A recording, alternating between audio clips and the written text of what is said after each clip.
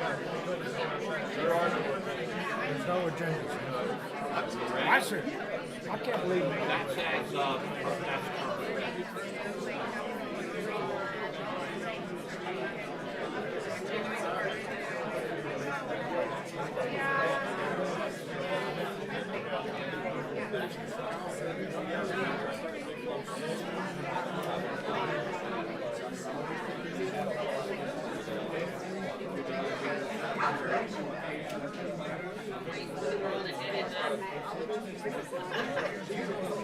David.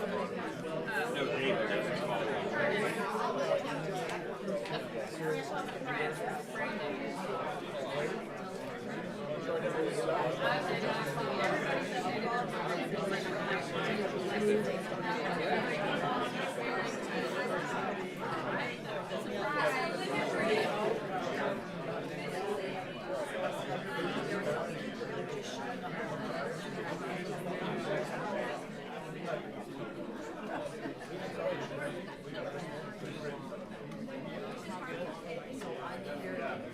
Figured out a solution for that yet?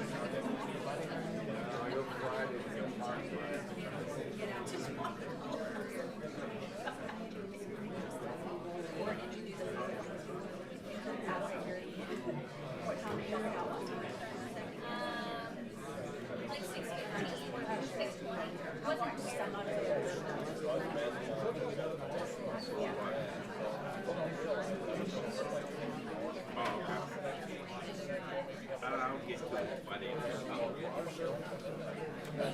75. I'll get it done.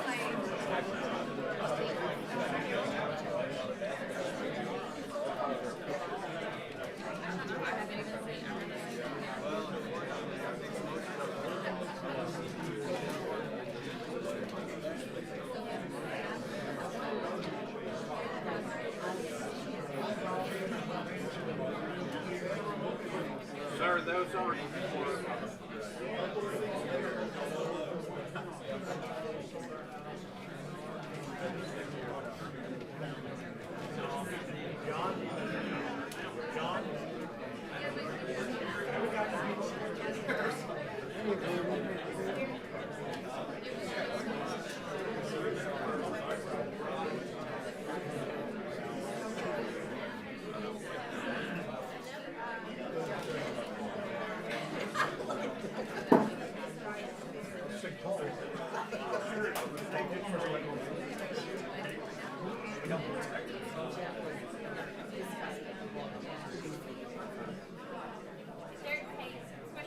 There's some reserved for staff. It's just my staff and they're here.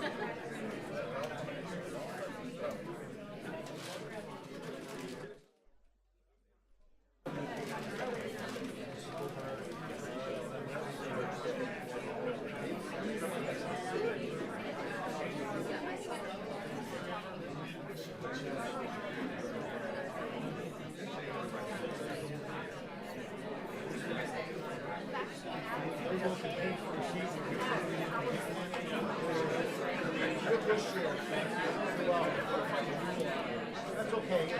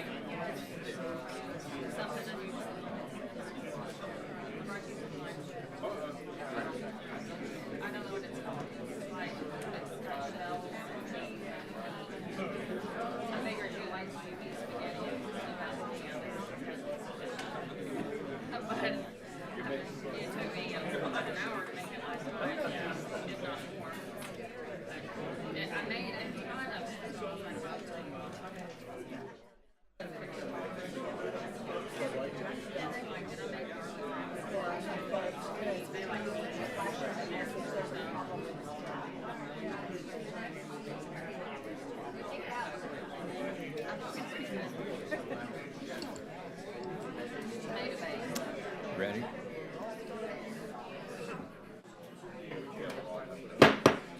Good morning and welcome to the May 7, 2025 Walton County Technical Review Committee meeting. This is an administrative meeting of the Walton County Planning Department. This is not a public hearing. If the development you're here for is a major development, there will be a public hearing at the Planning Commission and at the Board of County Commissioners once it reaches that particular stage. If you have information that we may not have, we'll invite that at the appropriate time. And we'll get started with our project review. First item, Hotel Rain. We got a request to remove from the agenda. Tim, is that correct?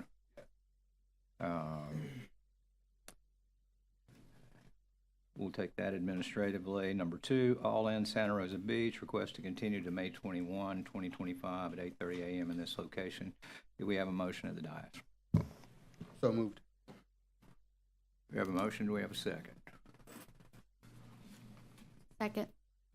Motion and a second. All in favor, please say aye. Aye. Any opposed likewise? This item is continued to the May 21st, 2025 TRC meeting at 8:30 a.m. in this location. That moves us to number 3, the Hawks Landing Phase 2 replat. Plat application reviewed by Bob Baronti. Bob, if you could introduce it. Yes, Mr. Chair. This is the Hawks Landing Phase 2 replat, POA 25-000058. This is a plat application consistent with previously approved DO MINTO 20-000023 and is submitted by Interlight Engineering Corp. On behalf of Hawks Landing Development, LLC, requesting to replat Phase 2 of Hawks Landing on 8.91 plus or minus acres. The project site has a future land use of mixed use and a zoning district of village mixed use. The property is in District 5 and the parcel ID is identified in the staff report. Mr. Chair, all outstanding comments have been addressed. The applicant has been issued his rec fee. And if you don't have any further questions, I'd like to enter the staff report into the record, please. So entered. One question, what's the purpose of the replat? So this replat is to adjust some of the property lines to get them to line up better.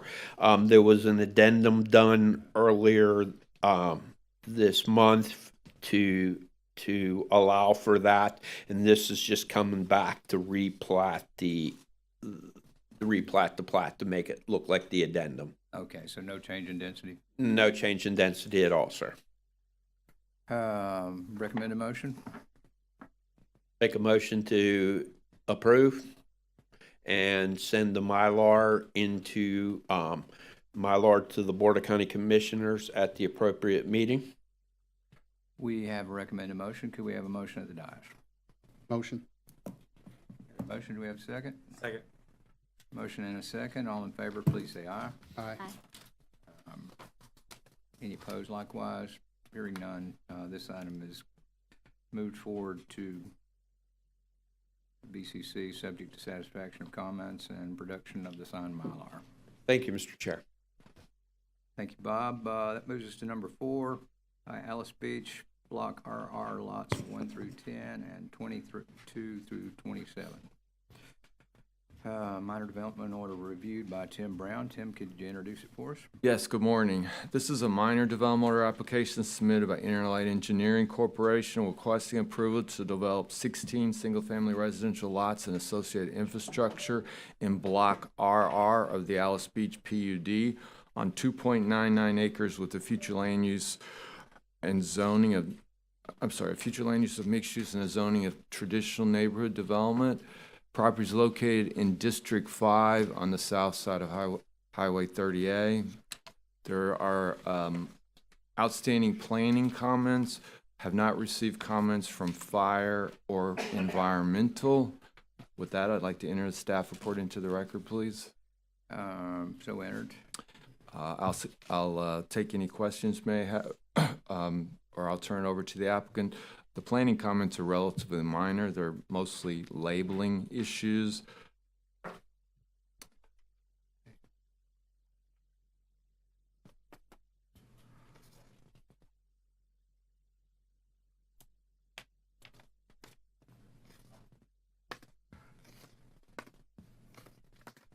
Thanks. We'll hear from the applicant. Thank you, Tim.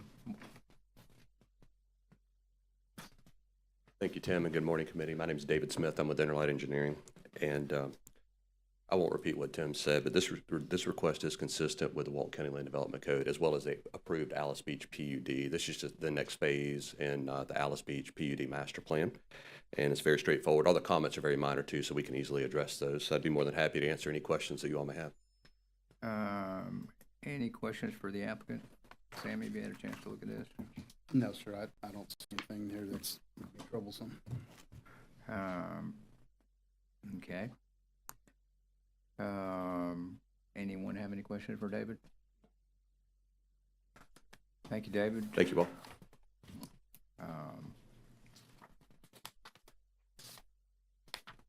Tim, do you have a recommended motion? Yes, since these items are minor, recommend approval of the project and move it to the director for his approval. We have a recommended motion. We have a motion at the dais. Motion. We have a motion and a second. All in favor, please say aye. Aye. Any opposed likewise?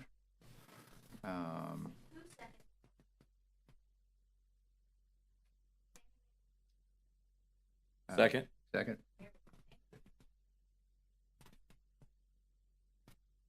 Yes. We did vote. Okay. This item is approved to move forward to the director for final decision. That moves us to number 5.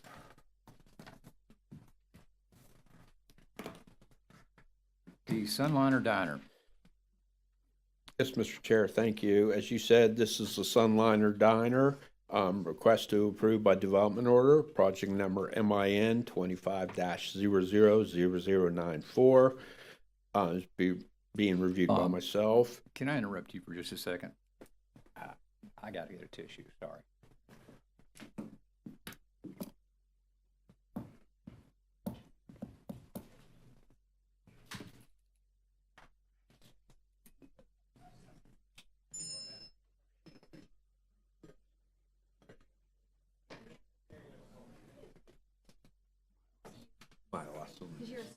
My awesome. Oh, I know I'm a star.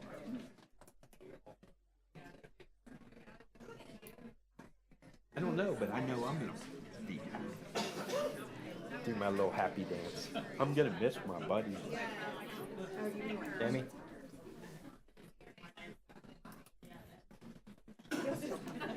No, I won't. No, I won't. No. Doug Hirsch? When I retire, that was a really good meeting we had with him. I didn't mean to make you emotional. I realize that we have a bond, but Thank you, Bob. I'm just so happy to be here for this project today. I thought it was me, but I guess not. Well, and that too.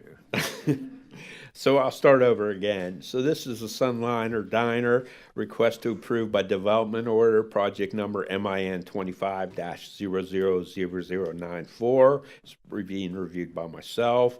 This is a minor development order application submitted by Interlight Engineering Corporation on behalf of Blue Water Landing 30A LLC, requesting to develop 10,086 square feet of restaurant on 1.77 acres with a future land use of mixed use in the zoning district of neighborhood infill. The zoning of the BCC district is District 5, and the staff numbers are in your staff report. Mr. Chair, before I go over the staff report, I would like to I'd like to go over the conditions of approval in the MAJ 21 DO MIN20-000006, Blue Water Landing, DO that was issued on 7/5/25. The following conditions pertain to future commercial phase. No commercial business for the primary use of outdoor events, i.e. weddings, parties, or other gatherings. No outdoor entertainment as an ancillary use to commercial business uses, amplified sound such as stages and amphitheaters. And this does not preclude the permitting of any other allowed use under the code and noise ordinance. Mr. Chair, there are some outstanding comments. I'm waiting for fire. Environmental has responded with no comments. The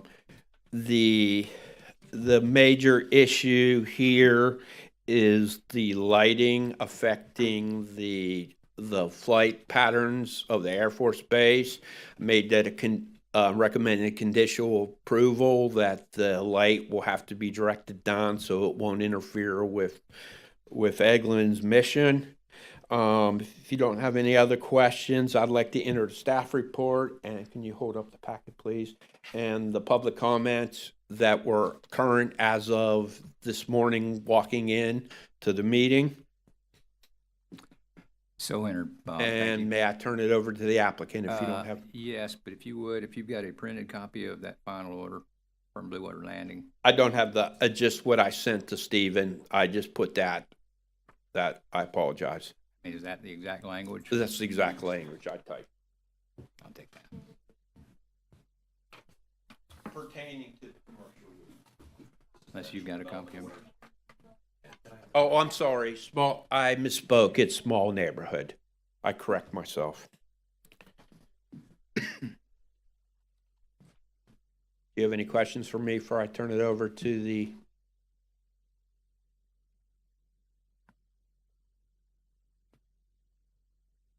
Thank you. Anyone else have any questions for Bob?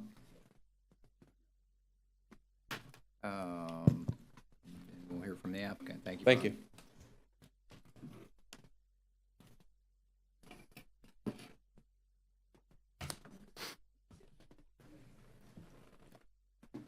Morning again. I'm David Smith with Interline Engineering, and I'm the civil engineer on the project. I'm also joined by Levi Wiegand. He's with DAG Architects. He's the project architect. And we're also joined by Mr. Shaul Zislin. He's here. He's the owner of the Sunliner Diner. So we're excited to be before you all with presenting the Sunliner Diner this morning.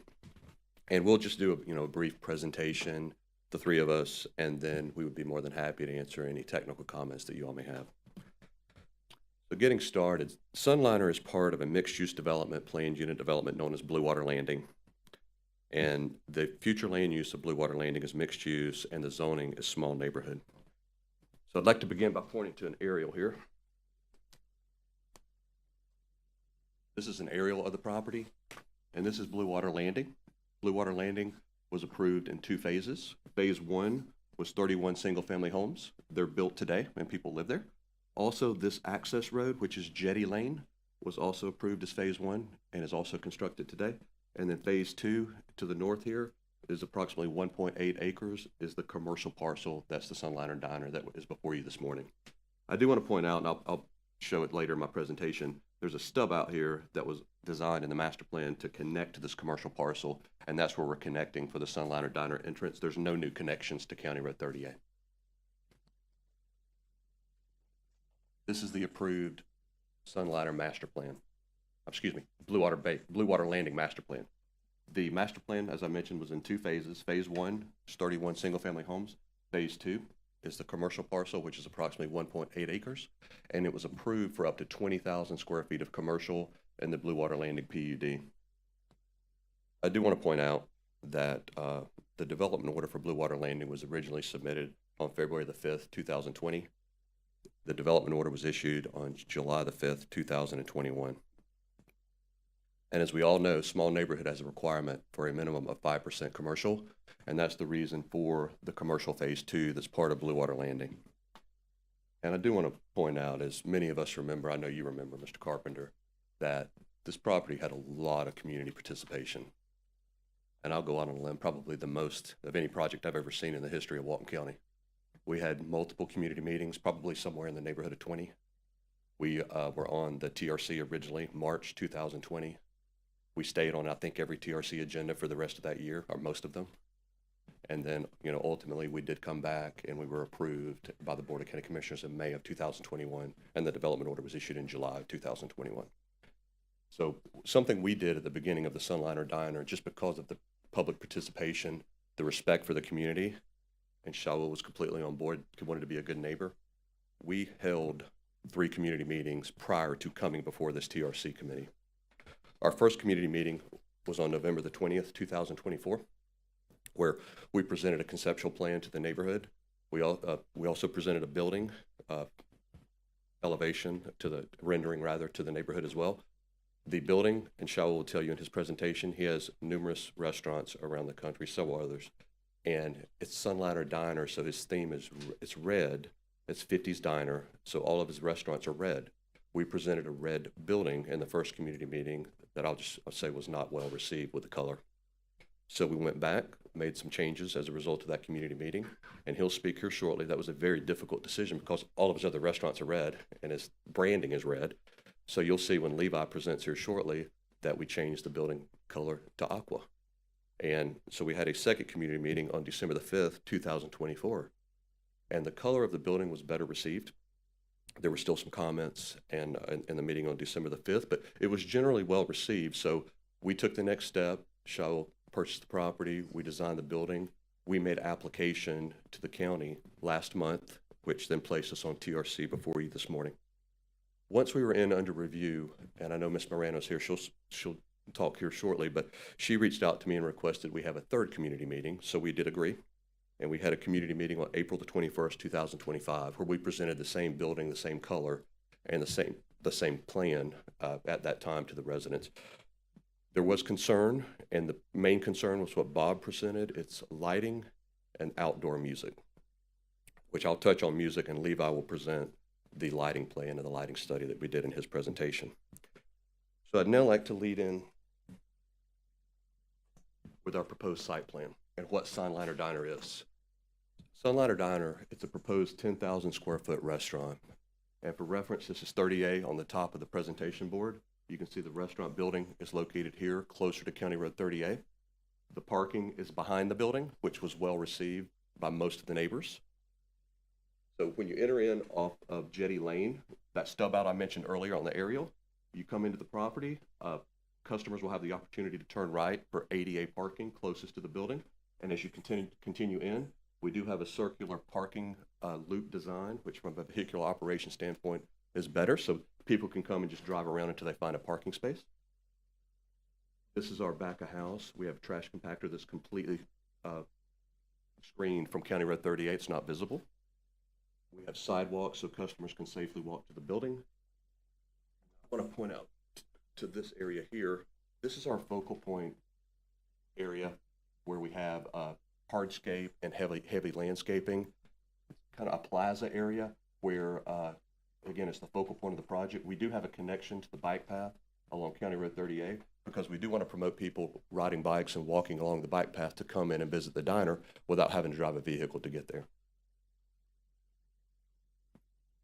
Stormwater retention is an underground exfiltration system under the parking lot. That's the exact same thing we did on phase 1, which was the 31 lots, which works well. So we did the same design here on Sunliner Diner. That's an overview of the proposed site plan. I do want to point out, though, the building's 10,000 square feet, which is half of the amount that's approved in the Blue Water Landing PUD. We also exceed the parking requirement for Walton County because one of the things that were discussed in the community meetings was the concern of parking along County Road 38.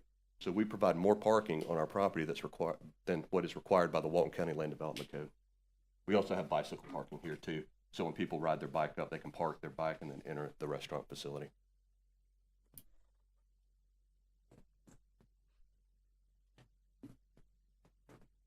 So I would like to, before I turn it over to Levi, I would like to touch on sound.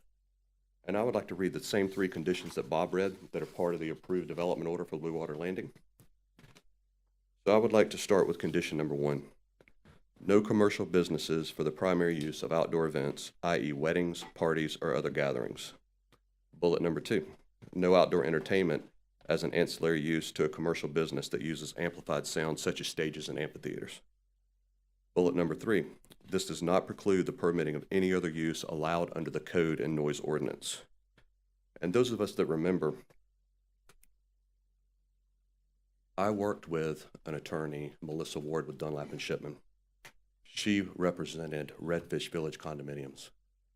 We developed this language together, and the intent of this language, the concern from the neighbors back at that time was that this would be another hub. So they did not want outdoor music, outdoor entertainment, any type of outdoor amplified sound. It was not intended that this would be no sound. As you can see, and I want to read that third bullet again. This does not preclude the permitting of any other use allowed under the code and noise ordinance.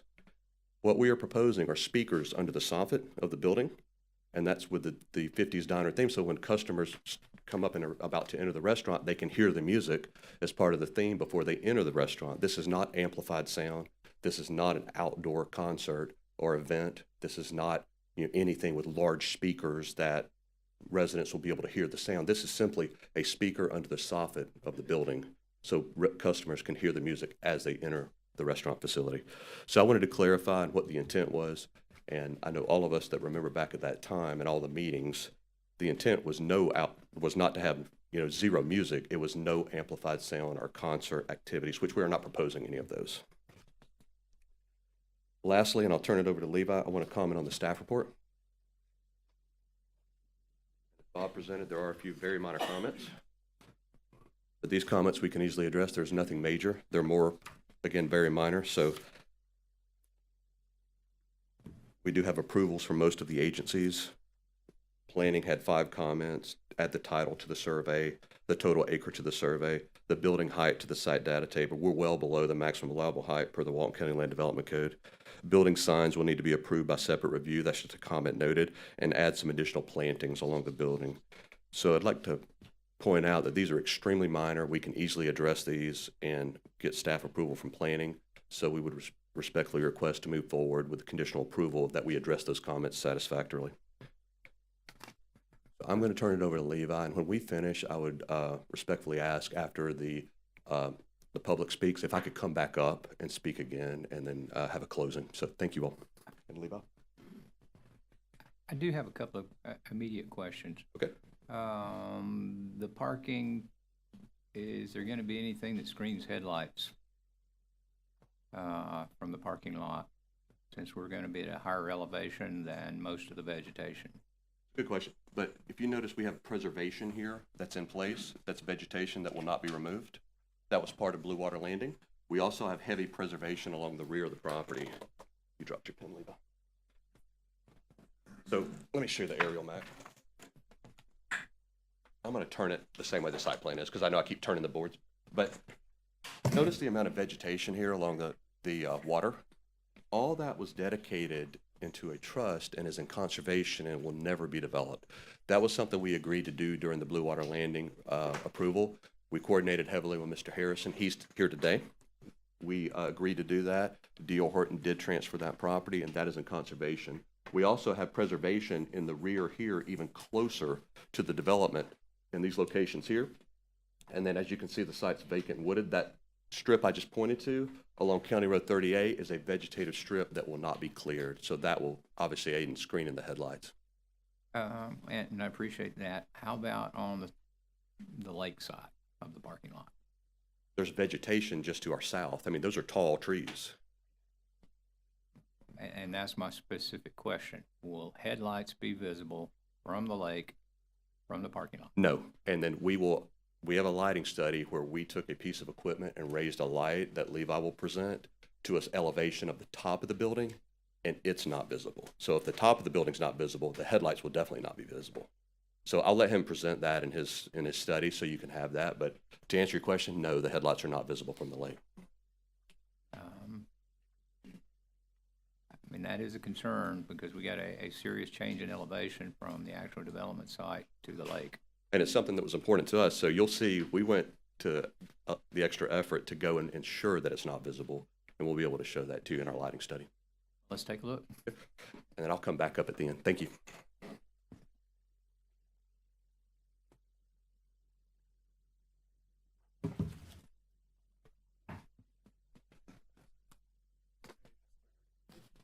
Thank you, everyone. My name is Levi with DAG Architects, representing Shaul in this project, and thank you for having us here today. We put together a couple of things, and I know that there's a lot of people in the audience, and so I'll try and keep it brief, but I do want to just share the sort of due diligence and the effort that is going into this. So like David highlighted, we had a number of community meetings, and I'll share this with the audience and with you. If we go to the last page of that book that I put together, the first meeting, we showed the brand. And I think that was really important just to convey, you know, this is what's intended. And so it is a 30 or 50s style diner. And the immediate response was what you would expect from any good neighborhood. You know, what can I see for my house? You know, it's too red. You know, what's the lighting like? And so we really dived into an effort to try and address those and make sure that we felt confident that we were preserving and being responsible to steward this area.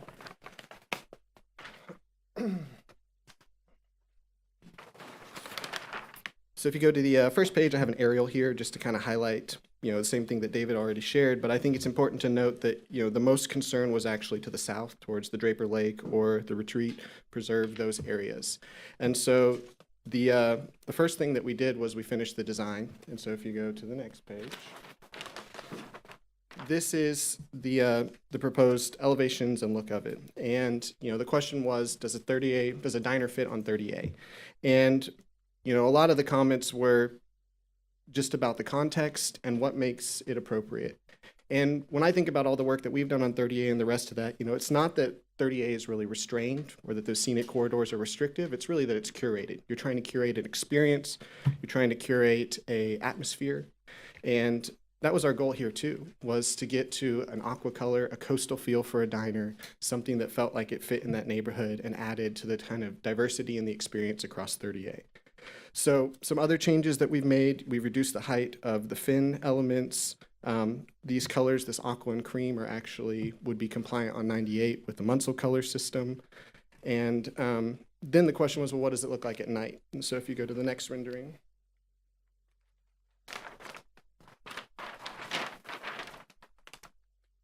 you can see that we have, you know, the illumination of the building inside, our signage is being lit, and then we have some trim elements of this flex tube neon around the top.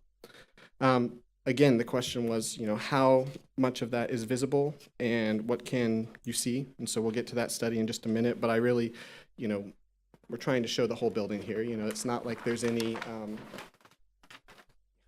here, we haven't shown that. So this is the backside, this is from the parking lot. I really wanted to show this just to show that this has articulated elevations on all faces, that it's visible, you know, wherever it is, that it's a well-treated building. You know, another criteria I feel like on 30A is just it needs to be better, make it better than it needs to be. There's sort of this expectation on 30A that we're always trying to elevate, you know, the environment, the built environment. And so this is doing that across there. So the first one I want to address is the acoustic study, just because this was another sort of thing. David, I think, has already highlighted that our intention is that this is in compliance with the code and that we're matching the intent of that. But the other thing was just there are speakers at the diner, and if you've gone to the other ones, you know, people made comment to that. So we showed up at the Gulf Shores Diner, which is what this little graphic is showing, without telling the manager, you know, just sort of a surprise visit, and filmed it and measured how much we could hear it. And so this is sort of just a quick summary of that when you're out at the street, basically 120 feet from the door, you can't hear anything. When you get to 50 feet, which is sort of that immediate radius around the door, you start to hear a hint of it. It's a little bit of that sort of Beach Boys, you know, 50s music.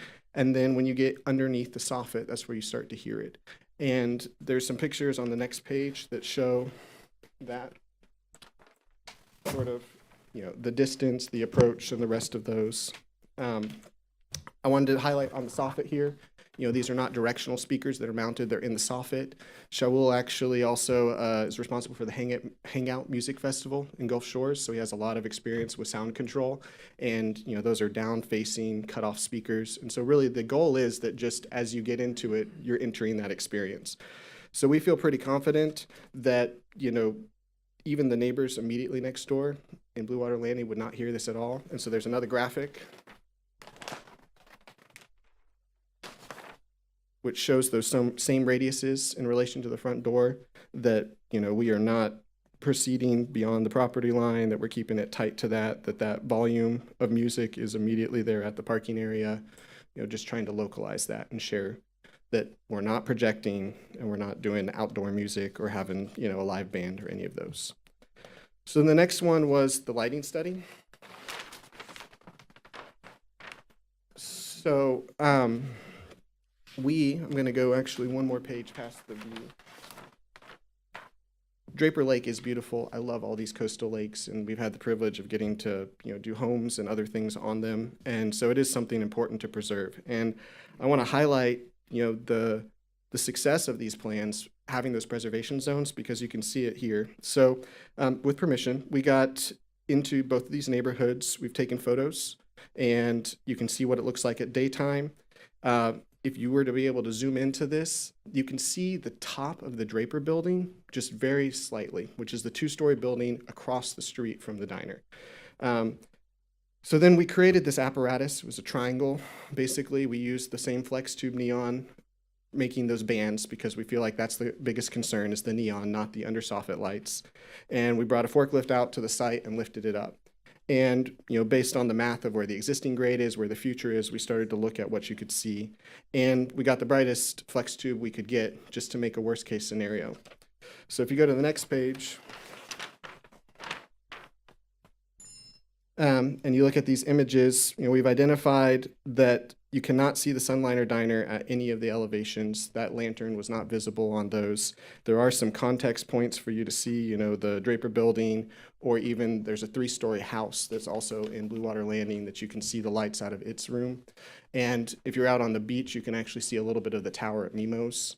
But that almost quarter mile of preservation that's behind this completely screens that light.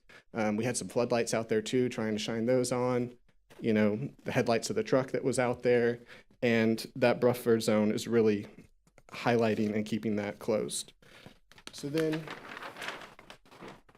we also had the engineers do a mapping and a visual representation of what the lighting of the building would be. So this covers all the soffits, the parking lot lighting. The neon, or the flex tube that's wrapping that, was actually considered to be negligent. It didn't create any other glow, and so we're complying with the land development code there of not spilling out beyond the edges. So that goes to the due diligence, and I want to just go back to the elevations, because that's where the most of the concerns or comments are. So now I'm back to, again, the context of 30A. I mean, there's so much diversity from the east end to the west end, and so really, I think that the goal here was to create something that was family-centric, something that creates an experience, and something that becomes an addition to the fabric of 30A. And, you know, as a designer, I think the story about scenic highways, diners, cool signage, family-friendly, you know, all of those things are representative of what I think 30A tries to be. And so we feel like we've tried to accommodate as much of that as we can and meet all of the requirements of the code. And now I would turn it over to any questions, unless Shovel wants to add anything.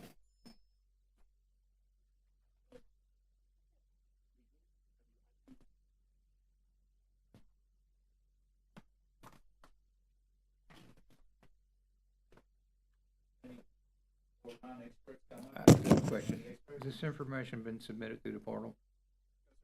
It's been done since we submitted to the portal. This was after that April 21st. Okay, so today's the first time we're seeing this information. Okay.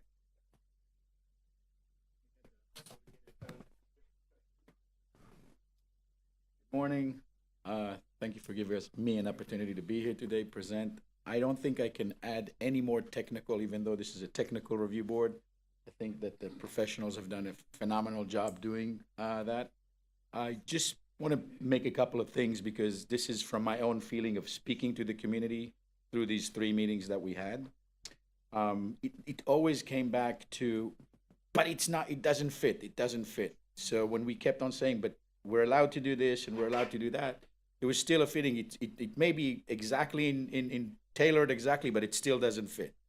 And I just want to address one thing, because it was all about this neighborhood, and I, commend this committee and everybody else that is involved in curating, like Levi said, the 30A experience and what fits and what doesn't fit. And I just want to, I really want to advocate for our brand This is so fitting to a neighborhood thing because this is a throwback where a child can leave the home, get on a bicycle, and go get a soda, or get a milkshake, or get a burger. It's safe. We've included in the packets again just to show why I feel that we're so fitting for a neighborhood business kind, right? Because the shock is like, oh, it's 10,000 square feet. Well, it's 10,000 square foot because we do things very, very precise. A lot of that 10,000 square foot is actually a back of the house. We typically run a very large back of the house. All our operations have stellar health department reports because, you know, if you have a neighborhood restaurant next to you and they don't take care of business, you smell it. Forget the sound and the lights. We know that we can measure very easy. But our sanitation is top notch. We're committed to that as a brand and as an operation. We're G-rated 100%. We're not an alcohol sales driven concept. We're a milkshake driven concept. I don't know, may not be better these days. I don't know, but this is our focus. Our focus is on family. Our focus is on really clean entertainment. It's a throwback to a beautiful time era. We curate it very precisely. So when David mentioned, you know, we changed the color. Well, big deal. You made a big concession. You changed the color. For us, it's very, very precise. It's uniform that match. It's a lipstick and bows in the hair that match colors. Like we do this, we take this seriously. And we put a lot of effort to it to create a feel and to create an environment that is really special, that is really, really beautiful. And so our, you know, these I wouldn't call them concession changes, we did because more than anything, and I explained this in the beginning, I want all the people that are around there, not just that they'll be okay with our development, but that will become fans of the development. So a lot of the changes that we made, and I made it clear for them, I want them to come and be big supporters at the end of the day with their feet. Not here. Here it doesn't matter. At the end of the day, it matters when we are actually there. We want to be part of the community. So in your packet, we actually included some fluff literature of showing how good of we integrate into the communities that we operate. We have a couple of letters here from other municipalities that we operate. We embrace being part of a community. We always do back for the community. And the reason I'm telling you this, because that for me is what defining the neighborhood business, right? Like we're not some big corporation. I am from Florida. I've been coming to 38 for 30 years. I've seen it grow beautifully. You guys are the envy of pretty much any other tourist destination in the country, and I commend you for preserving that. But this really, in its essence, this is a beautiful neighborhood business that is going to bring clean, another level of content to 38 that I believe is really, really going to make everybody here proud. If you don't have any questions for me, that's all I have. Thank you very much. That concludes our presentation. Mac, we would request if we could come up at the end, please, and speak after the public speaks. Okay.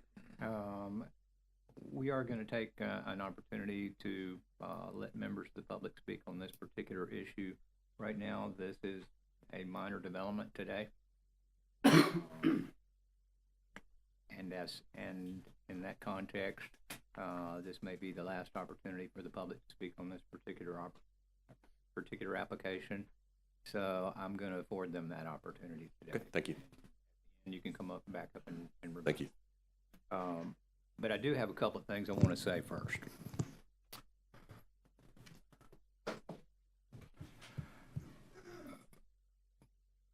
One of the things that we've worked hard to do on County Road 30A and in the 98 quarter is to curate an experience that is truly Walton County and not replicated from somewhere else. You will notice there are no chain restaurants on 30A. We don't have Burger King, McDonald's, or generally anything that appears anywhere else in the country. This would change that. And I have some concern about that.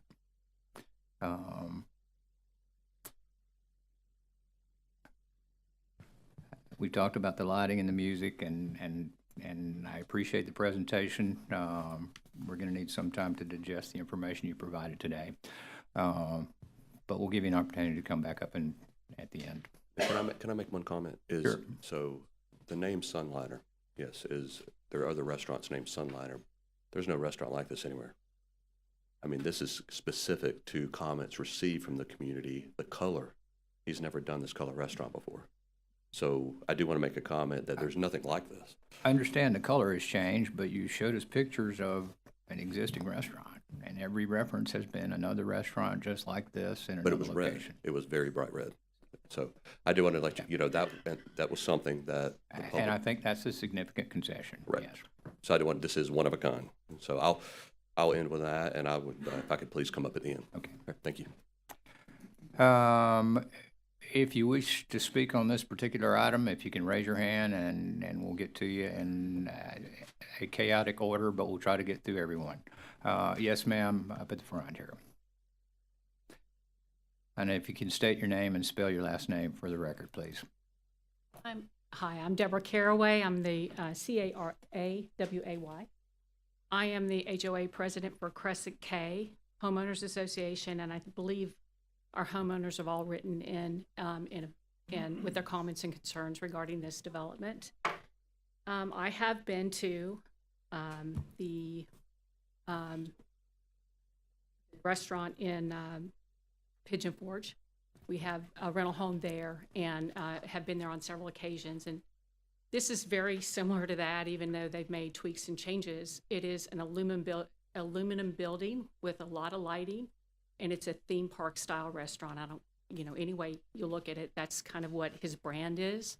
And while I appreciate that, I really feel like this should be something that's better suited for Pier Park or Destin Commons or some bigger development, not on 30A, and certainly not on the lake. The concerns I do have are this metal building that will just stand out, and regardless of the lighting that they talk about, down lighting, they are still having an up lighting, 2 big diner signs on the top that will be lit brightly. And, the lighting is a concern. Also, a very big concern is for me and for our residents on the lake, and I think around, Blue Water Landing and other than in the community, is that the music will be playing from 7 a.m. to 10 p.m. And it will carry across the lake. When they were developing Blue Water Landing, and we could hear the saws and the hammers and the nail guns. So I don't understand why they think that this won't carry. Another house that was developed just around the corner from them on the same side of the street, just in the same bin, same amount of vegetation behind it. Also, we could hear the painters when they were outside, or the roofers with their boom boxes. The music carried across the lake, and you could hear it at our houses. So, and they were only building from 7 to 5 or whatever. This is going to go on all day, and all night. And I just think that's just not in keeping with what we are trying to accomplish in our neighborhoods, which is a quiet enjoyment of our properties, of our investment. And so I would ask that you not approve that. I think that it's going to be a busy parking lot and in and out, and I am concerned about that corner. We have a lot of pedestrian traffic that jog. We have people with strollers and bikers.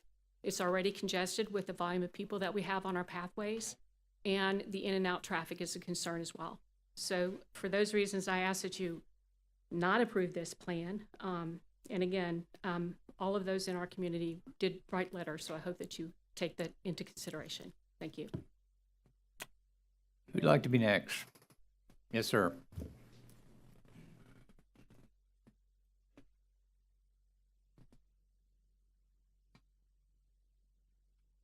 Morning.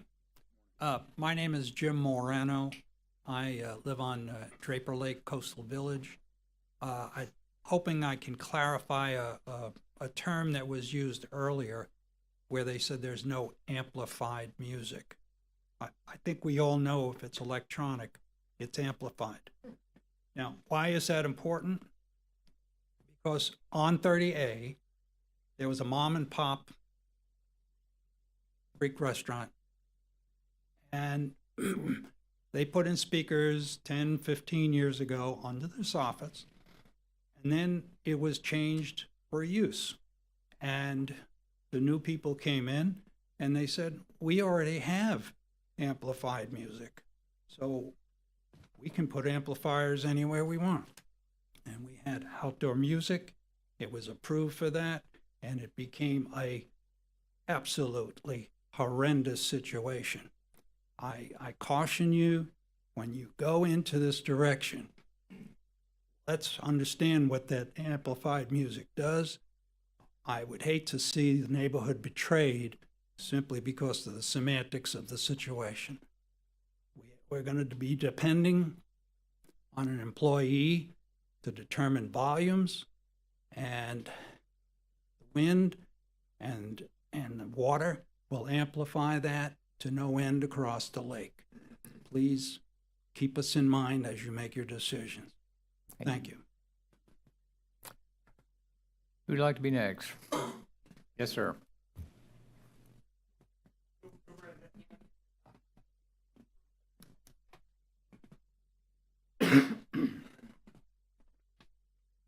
Hello, I'm John Harrison, Harrison. I represent the Retreat HOA, a community of 90 non-rental homes on 30A bordering Draper Lake. I'm a full-time resident and on the lake, and I share the concerns of our community. Mr. Carpenter, you may remember I was one of the point people when we negotiated the development order on with D.R. Horton. We have several objections. First of all, just the overriding architectural and land use incompatibility. This proposed 1950s theme park style diner is strikingly out of place with our community, existing land uses, and architectural character of 30A. It clashes with our community, plain and simple. It's tragically ironic that this development would not be considered on Highway 98, a divided 4 to 6 lane highway, but it is under consideration on 30A. Our residents highly value our unique and tranquil environment, and tourists specifically come here to escape over commercialization of other destinations, such as the operators' other diner locations in Pigeon Forge and Gulf Shores. And they pay a premium for this 30A experience, a peaceful, scenic atmosphere. This diner directly undermines the very intentions of the scenic corridor. Number 2, signage ordinance violations. Walton County Scenic Corridor Sign Ordinance, Chapter 8, 13.0200 F2 prohibits roof signs, plain and simple. Furthermore, F3A of the same ordinance limits ground signs to 1 ground sign per parcel, and the 1 ground sign cannot exceed 24 square feet. This project exceeds those limits with the inclusion of the monument sign and a display car at the entrance of the property, which clearly should be classified as signage. Display car is a pictorial sign serving as a clear visual branding element and important part of their advertising. We strongly urge the committee to recognize it as signage and prohibit it because it both exceeds the number of ground signs and the ground sign's maximum square footage. Amplified sound violations.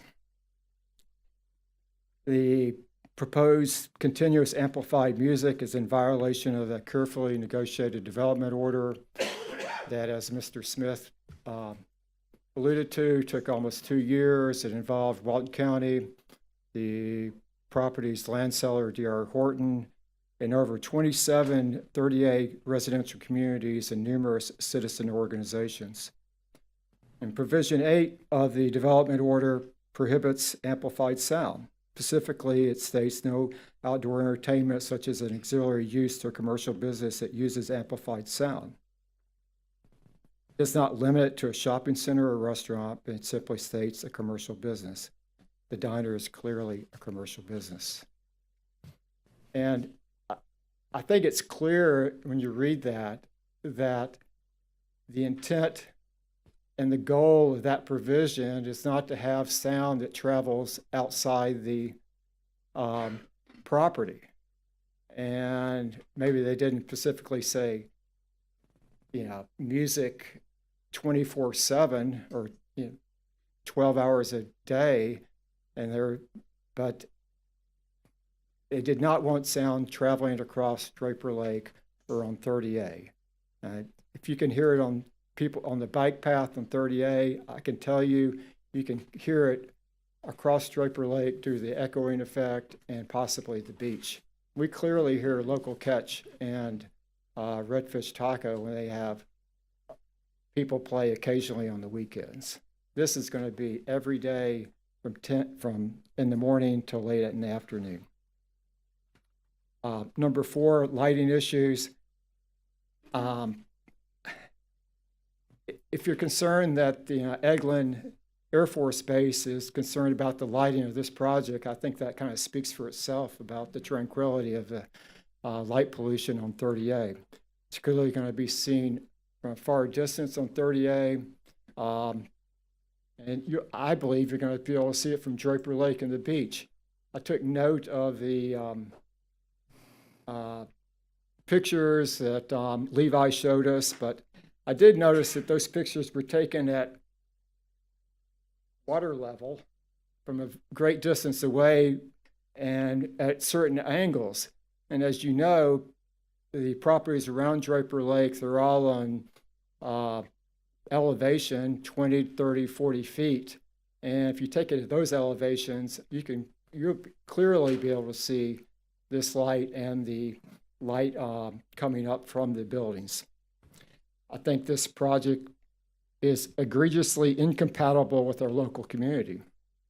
It's not, doesn't comply with the scenic corridor sign regulations or the property's DO, and we respectfully request that you make the applicant comply with these issues or defer it to the Walton County Board of County Commissioners for final review and final decision.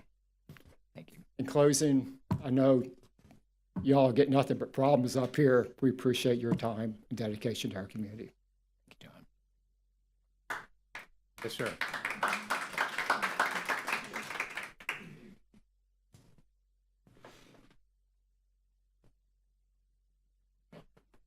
My name is Stephen Saul. My last name is spelled S-A-U-L, Stephen with a V. I'm a resident of Forest Lakes, and about a half a mile from the location of the development, proposed development. The 50s diner with its silver metallic makeup does not blend in well with the 20 miles of 30A, the coastal design as considering to be a scenic coastal highway. It appears to be designed to have a visual draw like the 50s diner or the 50s diner at Disney Orlando. Standards or the match for Sunlighter Diner would be well suited for Pier Park in Panama City Beach, Gulf Shores, or Pigeon Forge, but not here. The look and feel of 30A is laid back. It's a coastal feel and not an in-your-face dining. Sunliner Diner will be honestly an eyesore to our community and is not a welcomed enhancement or an opportunity for local diners or local neighbors. It will draw tourists, but we have to ask ourselves, is that our goal? Do we exist for our tourists, or is our brand the one that invites vacationers home? The developer mentioned just a moment ago that we are the envy of Florida. And I think that that's so true because our look is a home look. It is not a commercial, but simply home. I am certainly judging this book by its cover because this is a focused tourist draw, and it is not something anyone desires for their neighborhood or beautiful 30A. Thank you. Thank you. Would you like to be next? Yes, sir.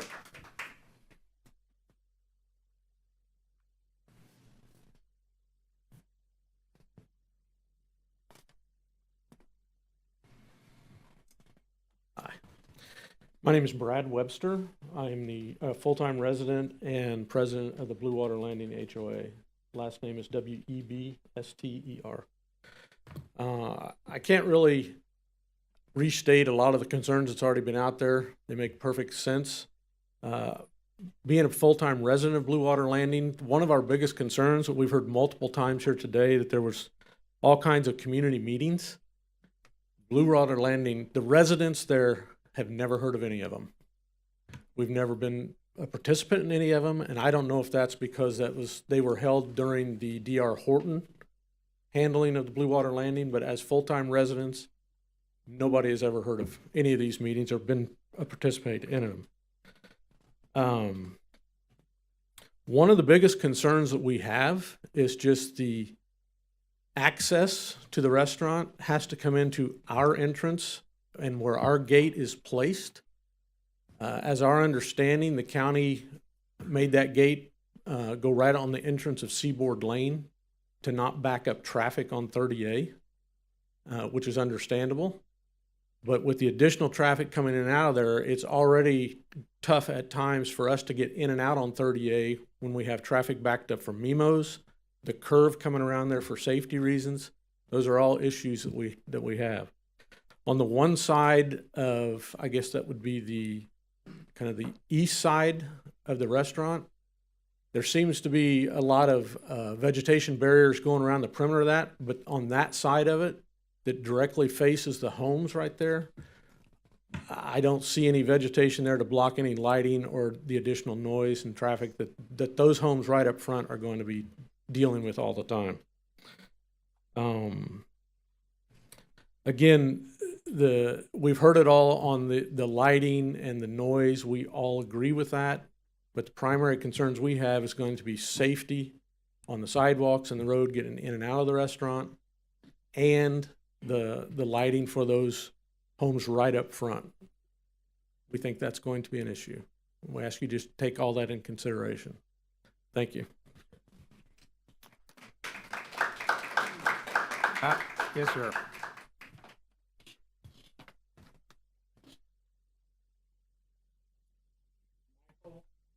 And 30A since 2012. You made a very astute comment in your opening remark. Katie barred the door. One comes, you can't stop the rest of them. It is a chain restaurant. I love it. I want to take my grandchildren to have a chocolate malt and French fries. I love it. But I don't love it where this is located because of a lot of different reasons that have already been spoken about. And thank you for hearing me. Thank you. Who'd like to be next? Yes, sir, in the corner.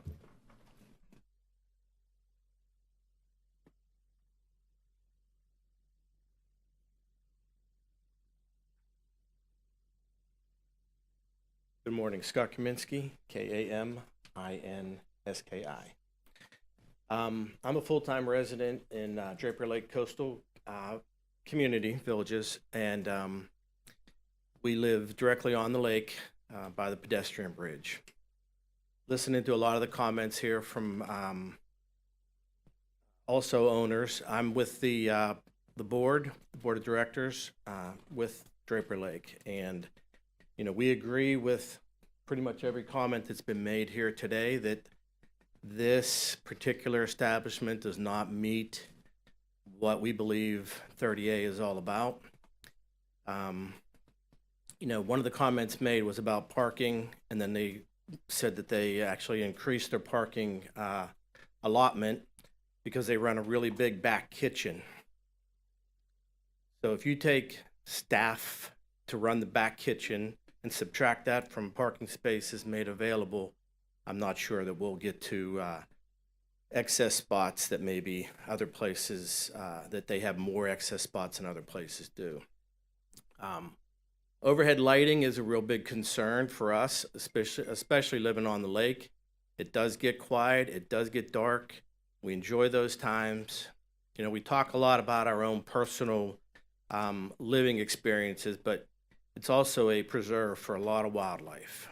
Bears, hawks, deer, all those other animals that are living on that property and coming through are going to be impacted as well. So I would just like to say, let's consider all those options and all those impacts to the neighborhood as you guys make your decisions. Thank you.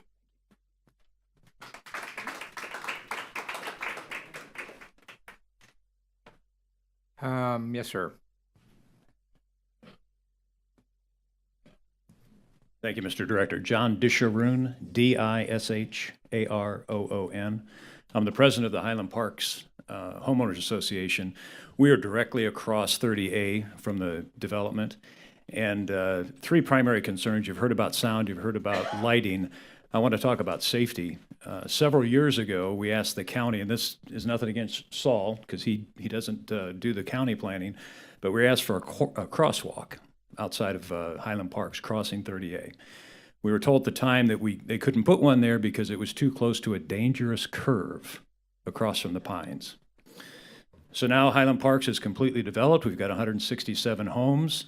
We've got a new development, Blue Water Landing, with additional 30 homes. The Pines is being developed. Ventana Dunes to our left is being developed. Those are more residents and still the same curve. I've been to Saul's restaurant. It's great food, great prices. I would love to have one near us, but not across the street from us. He's going to be so busy.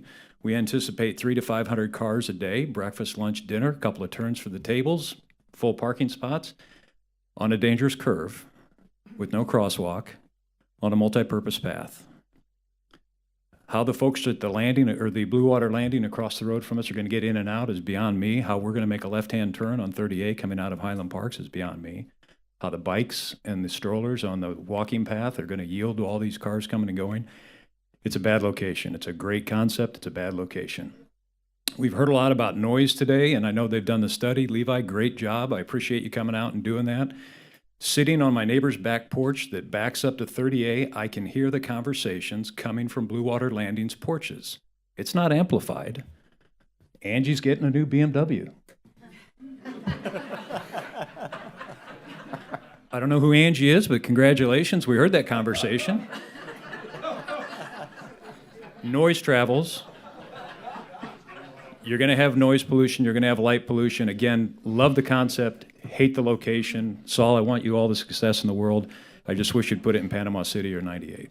Thank you.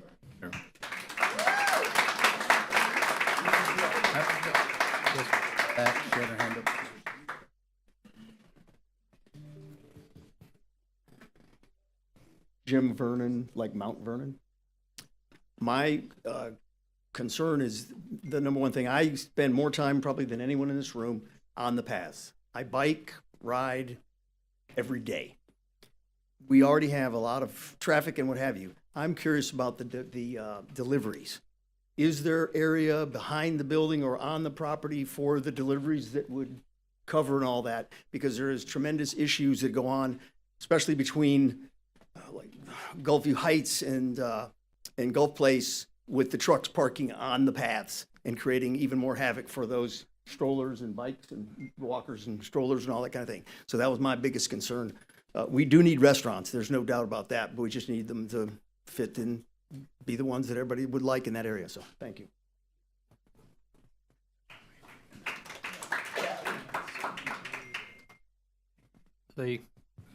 We'll get to everyone.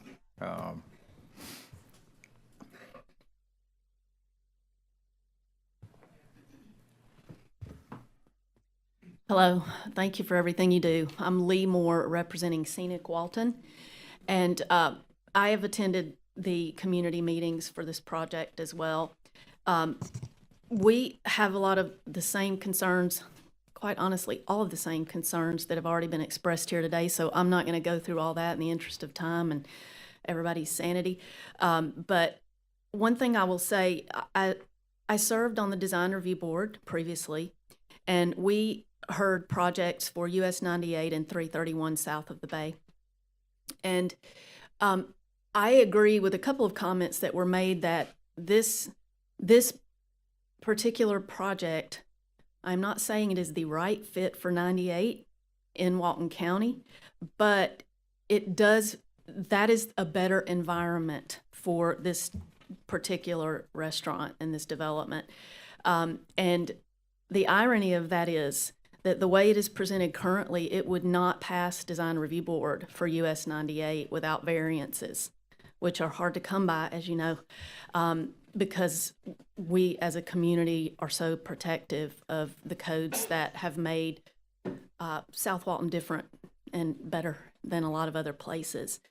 And so I think, you know, the rooftop signage is just, I mean, at the end of the day, this development would have 5 signs for one restaurant, the 5th being the vehicle, which is questionably, but even 4 for one restaurant. I don't think that's the direction that we want to go. The lighting, the traffic on a dangerous curve, all of that, all of those are very valid concerns. And I think it all comes down to compatibility. And that's just about, other than the safety concerns, that's everything you've heard today from the community. So I think the developer and the owner has been very gracious to make some changes to the colors. That request came from the community in the meetings. But I will say this too, businesses and chain businesses, which I think you made a great point, Mac, initially, they alter their branding all of the time. When developers come to the Design Review Board and here and other places, they talk about their branding and the importance of maintaining it. I'm not questioning that. I think that's very valid, but I also know that when businesses want to do business in places like Hilton Head, South Carolina, Cashers, North Carolina, places all over the world, but let's focus on the United States right now, they do make changes to their brand to fit. And that includes logos, colors, architecture, signage, all kinds of issues. And it's because it's healthier for them and the communities they locate in to be compatible and to fit. And so they willingly make those changes all the time. I don't think it's too much for us here to ask of the same thing, because Walton County is different and it is special.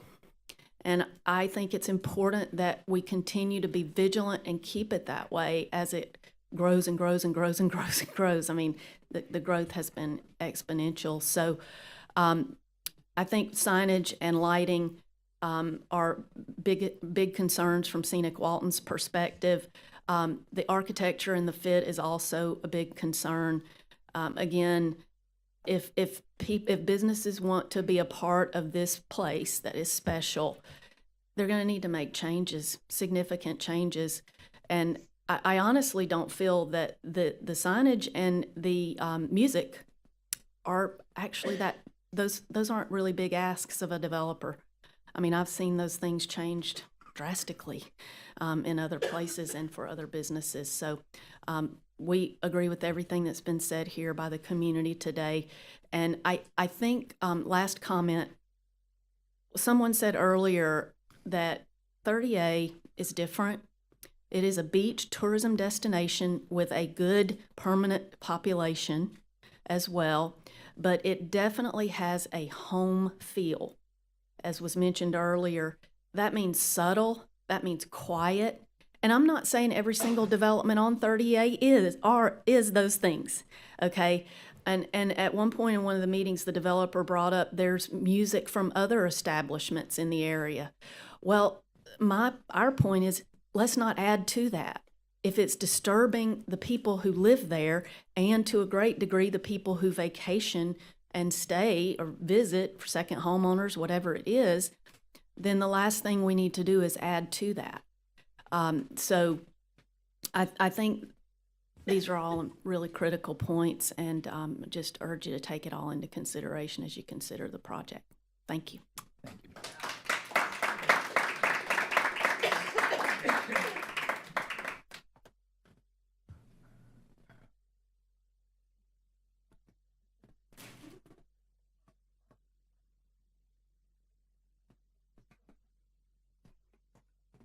We'll get to everybody. I'm Kevin Ford. I'm a resident of Blue Water Landing. So first off, I won't repeat what everyone else has said. I completely agree with everyone else's concerns around the noise pollution, the light pollution, and so on. The one piece that I'll kind of contribute is, as a resident of Blue Water Landing, which I go in and out of that entrance that the restaurant will be sharing every single day, so I'm aware of the safety of that particular curve, which, if you're familiar with that curve, it is one of the most dramatic curves of 30A, based on the fact that the road has to go around Draper Lake.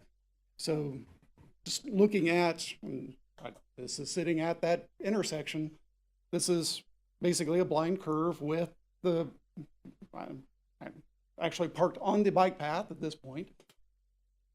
So that's facing one direction. Facing the other direction is the same thing, basically a blind curve. So that's with 31 homes going in and out of, residents and visitors of 31 homes going in and out of that area. Add in hundreds of other cars going in and out of that area. You now have a major safety issue that has to be taken. Just wanted to add that on to top of all the other pieces that everyone is saying. So thank you for your consideration. Ms. Morano.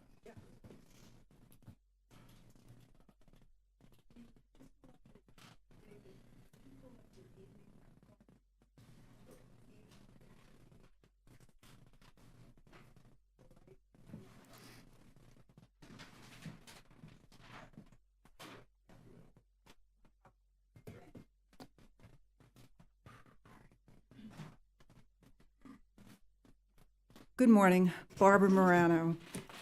I really want to thank all my neighbors today for being here. That shows a great unity. Yes, Blue Water Landing is very dear to our hearts. Yes, we had 20, and Mac, I know you were a great part of that. I coordinated all the meetings with David, and he's correct, we had 3 meetings. I tried to listen very carefully. The first meeting, we heard from the applicant. Don't worry, you're gonna love it. It's gonna be lit like Las Vegas. Well, that told us we have a problem. The next meeting, we had the color, and that was thanks to Scenic Walton Lee Moore.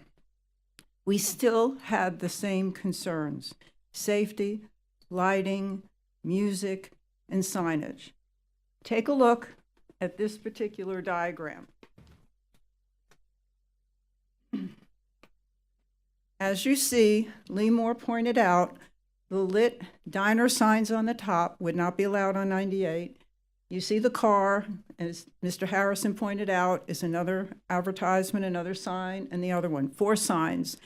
Roof signs are not allowed on the building. That's in our code. But let me cut straight to the chase. Yes, we said it doesn't fit in. But I didn't realize, as I did my research, it truly doesn't fit in. And Mac, I'm going to quote the Land Development Code because I feel it does not meet the code and it should be denied, period. For the new development projects on existing small neighborhood parcels of less than 5 acres as of June 13th, 2014, the requirement for a mixture of uses may be waived for a single-use project. This is a single-use project, and you do not have to approve it because you have that option right there. I am asking the director not to waive the requirement for a mixture of uses. The neighborhood wants a mixture of uses. It was approved for 20,000 square foot retail space. Small scale healthcare could go in there, medical retail sales, florists, specialty food stores, dry cleaner, tailor, hair salon. This is a single use. In my research, and again, we always said it doesn't fit in. It would fit in a commercial future land use. It would fit in with neighborhood commercial because both of those use neighborhood uses. In that category, you can't have music, you can't have a shiny building, you can't have more than one sign, and it has exemptions in that category. In small neighborhood, there are no exemptions. And why is that? Or no standards? That's because it's never been expected to have 10,000 square foot single use in a small neighborhood. You heard the applicant. Cheryl said, they're saying it's a neighborhood. It's a neighborhood. It is a neighborhood. We're not Pigeon Forge. We're not Gulf Shores. Those restaurants are on very busy 4-lane highways or an atmosphere like Pier Park. 30A is a scenic highway. It's a national scenic byway. It's 2 lanes, 25 miles an hour. I've heard that this looks like a spaceship landing on 30A. Look at the lights. Eglin says we cannot have rooftop lights. We're a small neighborhood. Cheryl says, well, yeah, a diner. You can have your child come and have a milkshake. Well, they can also have a beer and wine and breakfast cocktails and dinner cocktails.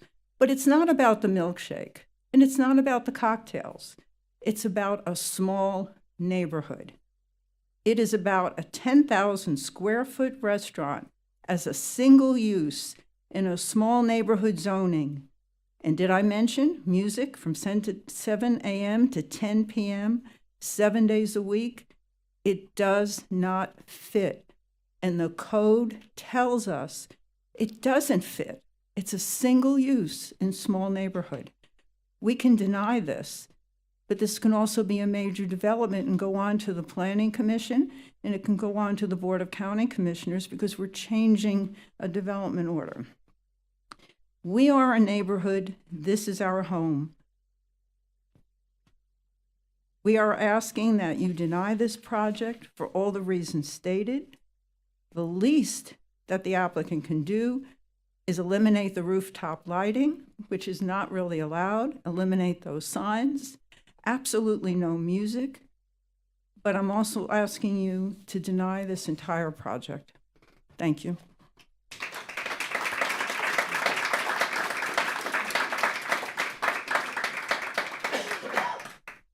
Just one follow-up comment. With regard to the mixed-use nature of small neighborhood, this site was part of a development order that was approved as a mixed-use development. So it has met that requirement already in the parent development order. But you make a number of good points. Certainly the availability of multiple opportunities within a small retail development would certainly speak to that additional mixed use. So we appreciate that. Who'd like to be next? Is this everybody? It looks like everybody that would like to speak has had an opportunity. David, if you'd like to make some follow-up comments.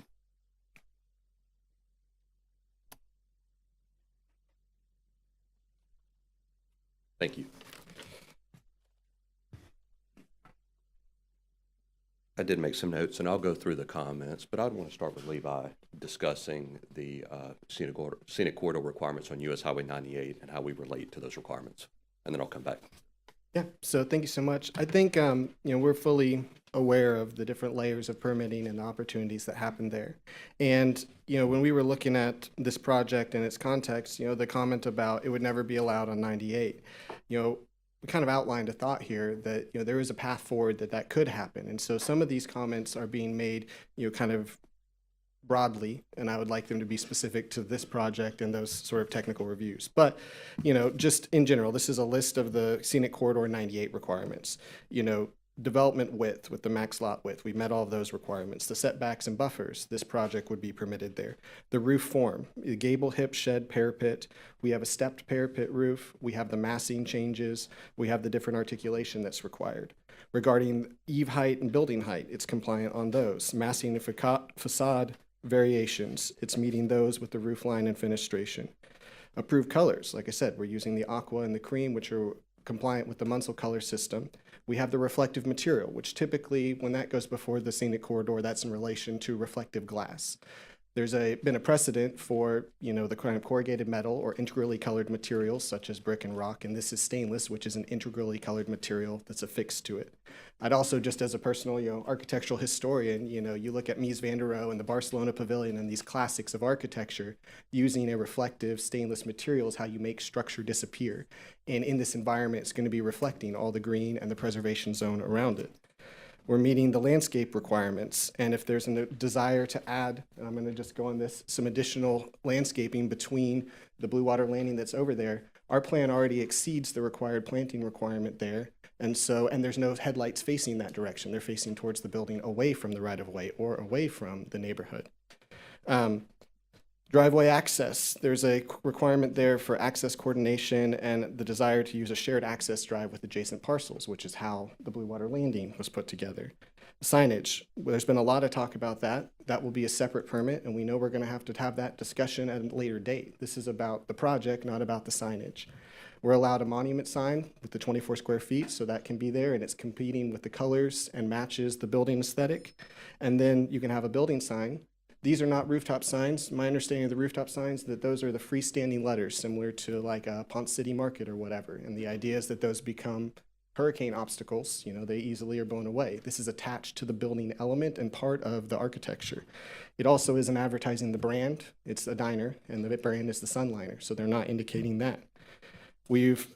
So fencing, all those are in keeping with that, and we've screened all of the trash areas. They have an 8-foot fence behind them.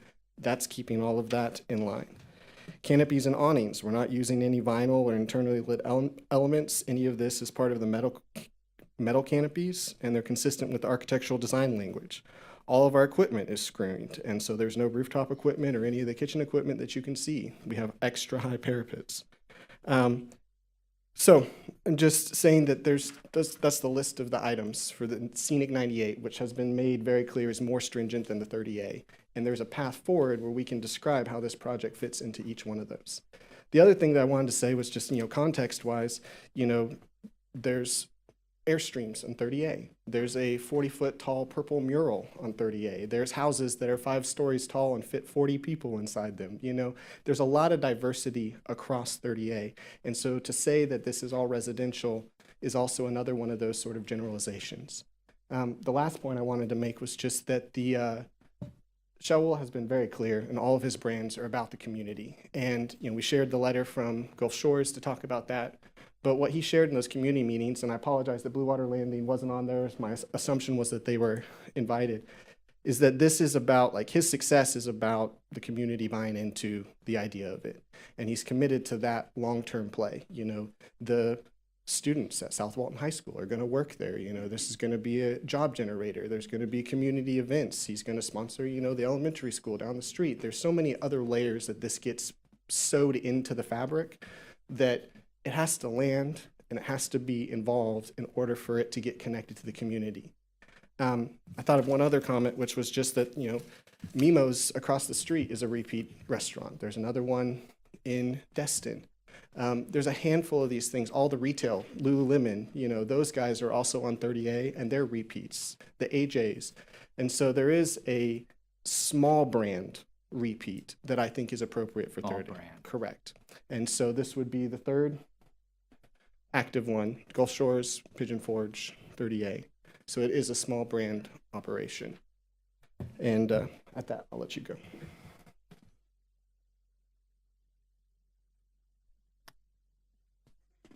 Thank you, Levi. So I'm just going to go down several of the comments. I made notes, and I will address those comments that were presented by the neighborhood.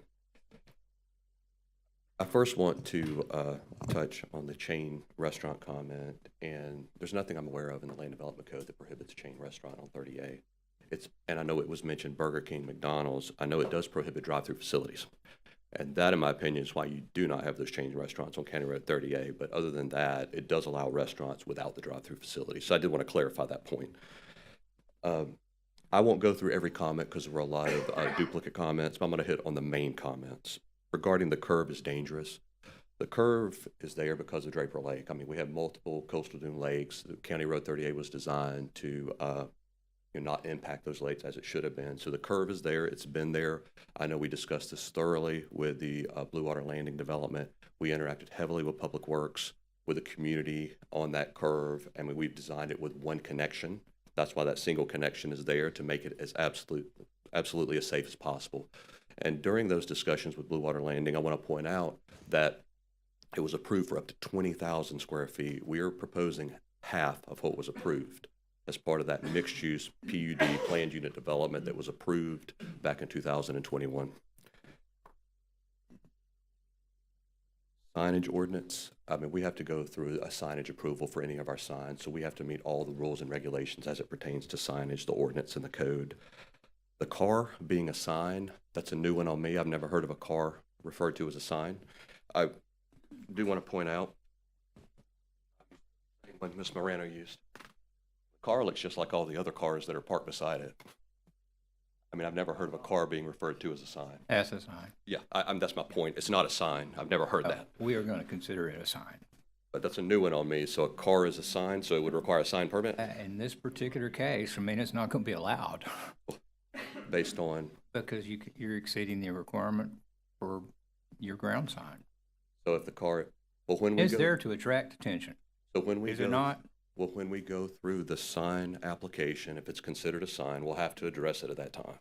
But my point is, it looks just like all the other cars that are sitting beside it. Except it's not in the parking lot. It's beside the parking lot. Okay. Like the sign. I'll move on. Okay. I'll move on. We discussed the amplified music. You know our intent. You saw the music study we did, which is based on real music from one of his restaurants. Lighting issues, we touched, Levi showed the lighting plan. We actually went above and beyond and simulated what the top of the building would look like with a piece of equipment. We photographed the light. It's not visible from 38. We can't go in people's houses in the communities. You know, we were allowed to go in the community. I think we went above and beyond by showing that you cannot see it from the adjacent neighborhoods, and that study was presented by Levi. Then the gentleman who lives in Blue Water Landing, my point of contact was Ms. Morano for all of these three community meetings. So if he wasn't invited, I was coordinating with Ms. Barbara. I don't know where you are. I don't know if you I don't know if you coordinated with them.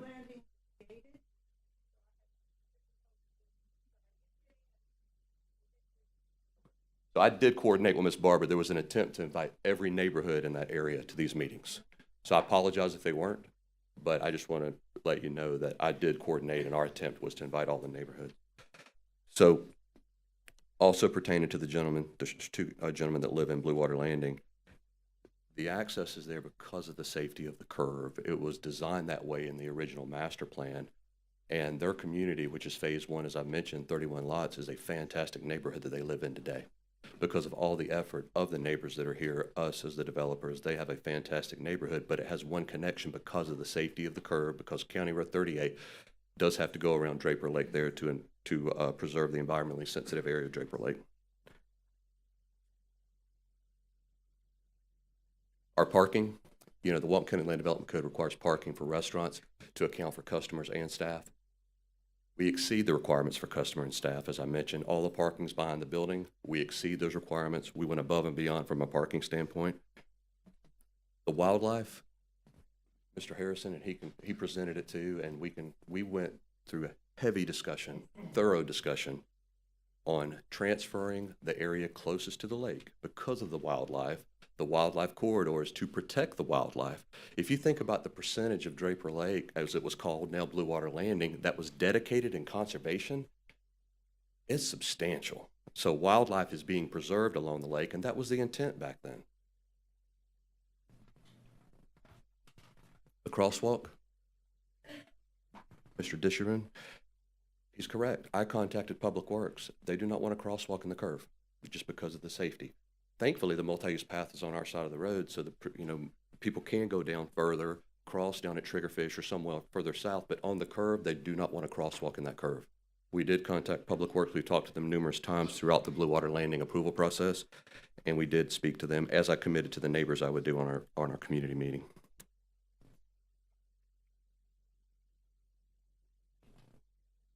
Lastly, the single-use project, you already said it, Mac, but I'm going to reiterate it. Blue Water Landing is a mixed-use development. It's not a single-use project. It has a mixture of residential and commercial. We comply with a mix of uses. We meet all the aspects of the Walton County Land Development Code and Comprehensive Plan. We're less than half of what was approved as Blue Water Landing. It was approved at 20,000 square feet. We're half.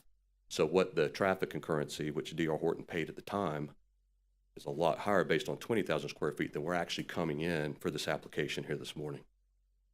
That's a summary of the main comments that I heard. I do also want to point out, Ms. Morano spoke about neighborhood commercial uses straight from the Walton County Land Development Code. Restaurants, sit-down restaurants without a drive up is a neighborhood commercial use, which fits the requirements of small neighborhood and the requirement for 5%. So we're definitely a commercial use per the Walton County Land Development Code. Now I'd like to close, and I want to focus on Blue Water Landing. Am I closing? I know I've already focused on it at the beginning. I want to end with Blue Water Landing. When I say we all of us have spent a lot of time on Blue Water Landing, more than I ever have on any other project. So 2000,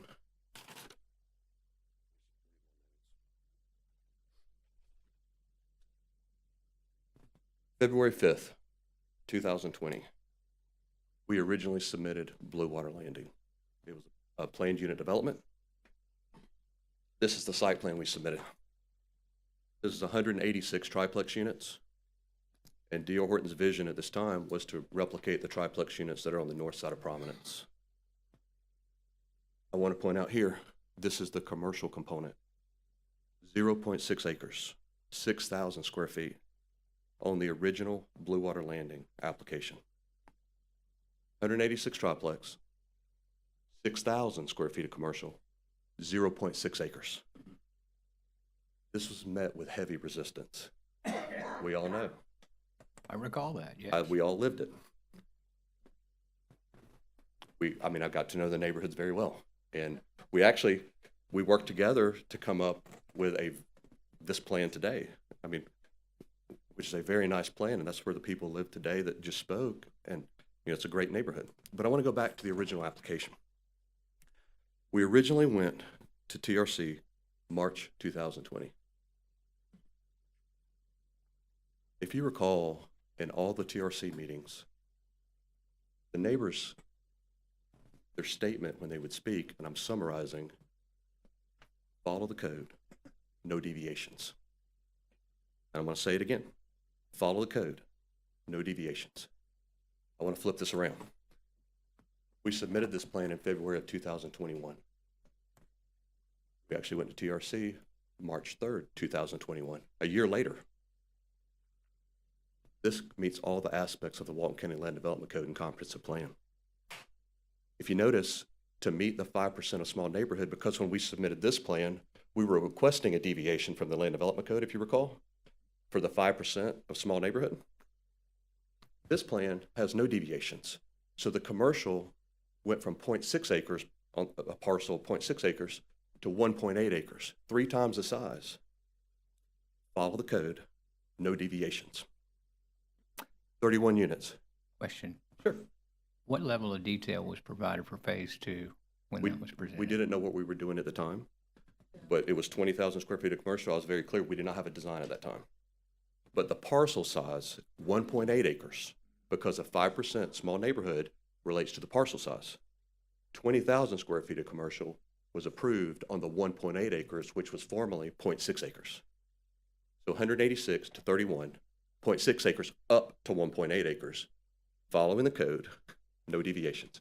We met all the aspects and still do today of the Walton County Land Development Code. But when we approved that, we did not define what the 20,000 square feet was going to be. It was identified as shopping center. Okay. So it allowed all of the uses because we didn't know. It allows restaurant, retail, office, all of the uses.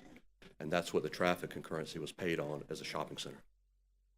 So as I mentioned, 10,000 square foot restaurant is clearly neighborhood commercial per the Walton County Land Development Code. We're less than half of what it was approved, Blue Water Landing. So I want to go back. This went before the Walton County Board of Commissioners, May 2021. this plan. I'll keep saying it, no deviations. Follows code.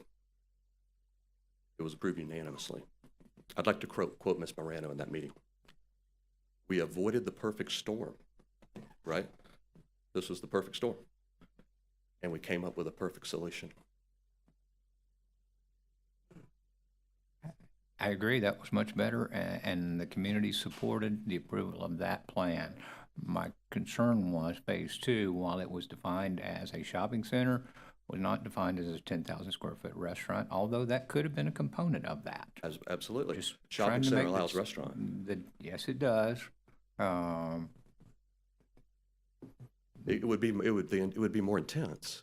A shopping center traffic generation rate, if you have a combination of office, retail, and restaurant at 20,000 square feet. That's why the rates were more intense for the shopping center when the project was originally approved. My point is, we meet all of the rules and regulations of the Walton County Land Development Code and Comprehensive Plan.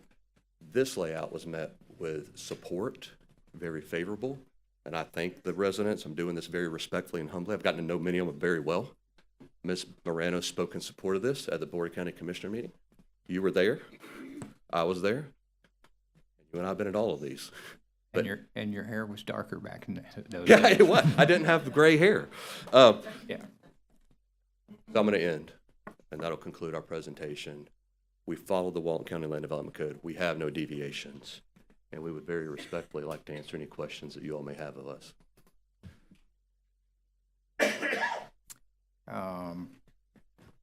Anyone have any other questions for David at this time?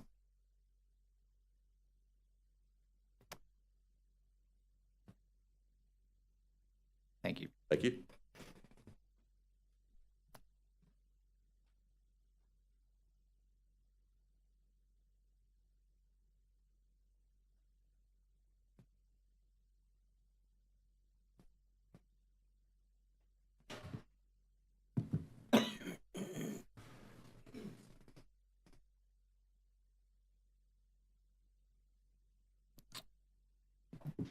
David, I want to thank you for your presentation. I want to thank everyone from the neighborhoods that have taken the opportunity to speak today.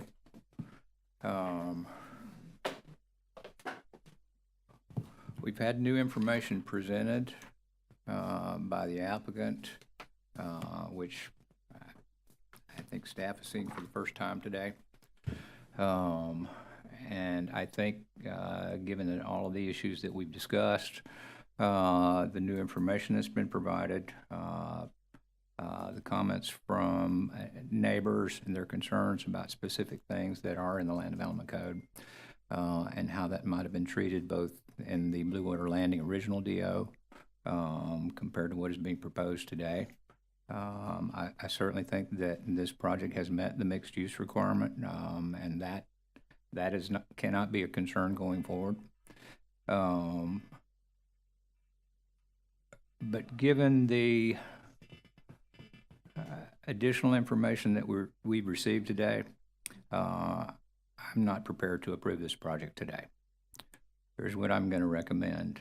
That we continue this project to give staff an opportunity to review all the information that's been presented today, including the very detailed information presented by the applicant, which we have not seen before today. I think that information speaks to a number of the concerns that have been voiced both by residents and by staff. It certainly speaks to some of my concerns, but I want an opportunity to digest this information. I do have great concern about this appearing as a spaceship landing on 30A, and yes, that's my quote. Thank you, Barbara. And I have great concern about whether or not we can see this from the beach. I have great concern about the noise level. I mean, we recently had an outdoor concert that inclement weather provided the opportunity for it to be heard probably at Choctaw Beach from Seascape across the bay. It was certainly heard at the extent of Driftwood Estates, which kind of amazed me at how far sound would travel. So I do have some concerns about sound traveling over the lake. I have some concerns about a specific branded kind of business appearing on 30A that you can go see somewhere else. But is it that unique 30A experience that we worked hard to curate over the years? That's my personal concern. Does this fit in this location? So I'm going to recommend that we continue this item for at least 2 weeks to give staff an opportunity to digest all the information that has been considered today, both from the applicant and from the neighborhood.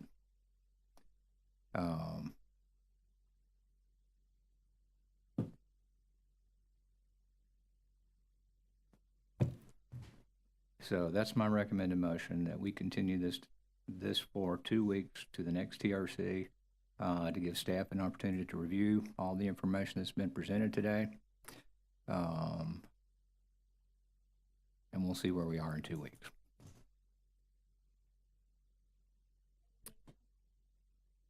Pardon me? So I'm going to offer a motion that we continue this development to the May 21st TRC in 2 weeks at 8:30 a.m. in this location.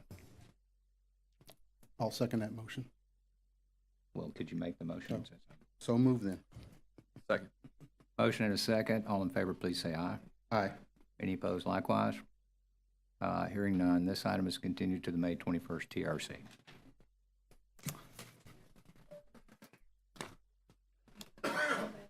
I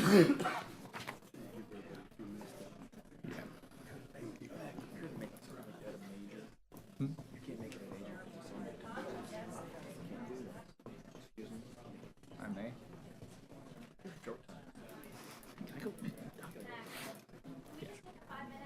Yeah, we're going to take a 5-minute recess here to give everybody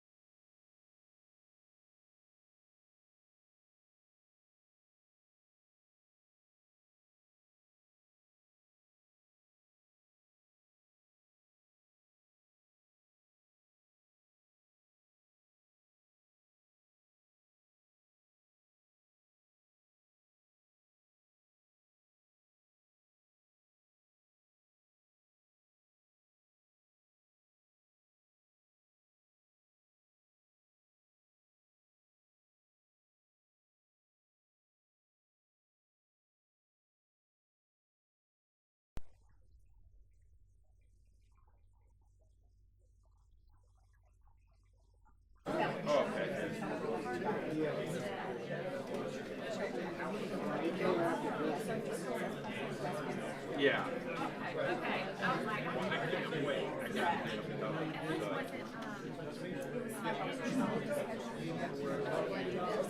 Yeah, I think but they still got to pay the portion of their share and their record.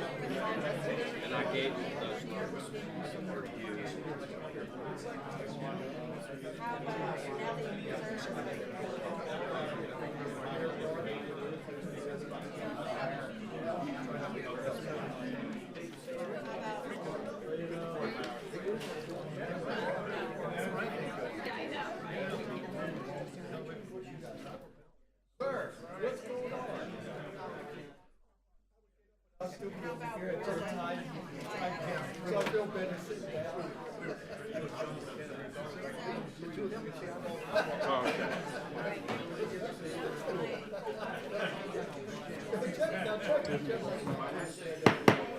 Good morning. If we can come back to order, we're going to be at agenda item number 6.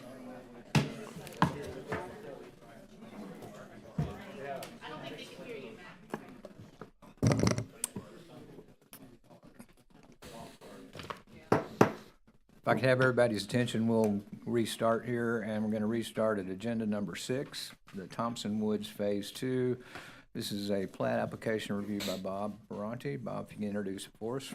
Yes, Mr. Chair, as you said, this is the Thompson Wood Phase 2 request for final plat, project number PLA 25-000057. This is a plat application consistent with previously approved DO MINTO 000023 and is submitted by Nautilus Civil Engineering on behalf of Catherine Development LLC, requesting plat 33 single-family lots and associated infrastructure on 4.26 acres. The project site is a future land use of residential in the zoning district of neighborhood infill, and the property is located in District 4, and the parcel numbers are identified in the staff report. Mr. Chair, can I enter the staff report in the record, please? So entered, yes. Mr. Chair, there are some outstanding comments that the applicant is working on or had some addressed. There's nothing really major that I see that's going to be a major hindrance of moving this forward. Do you have any questions for me before I turn it over to the applicant? I don't think I do. Any questions for Bob? From applicant. Thanks, Bob. Thank you, Mr. Chair.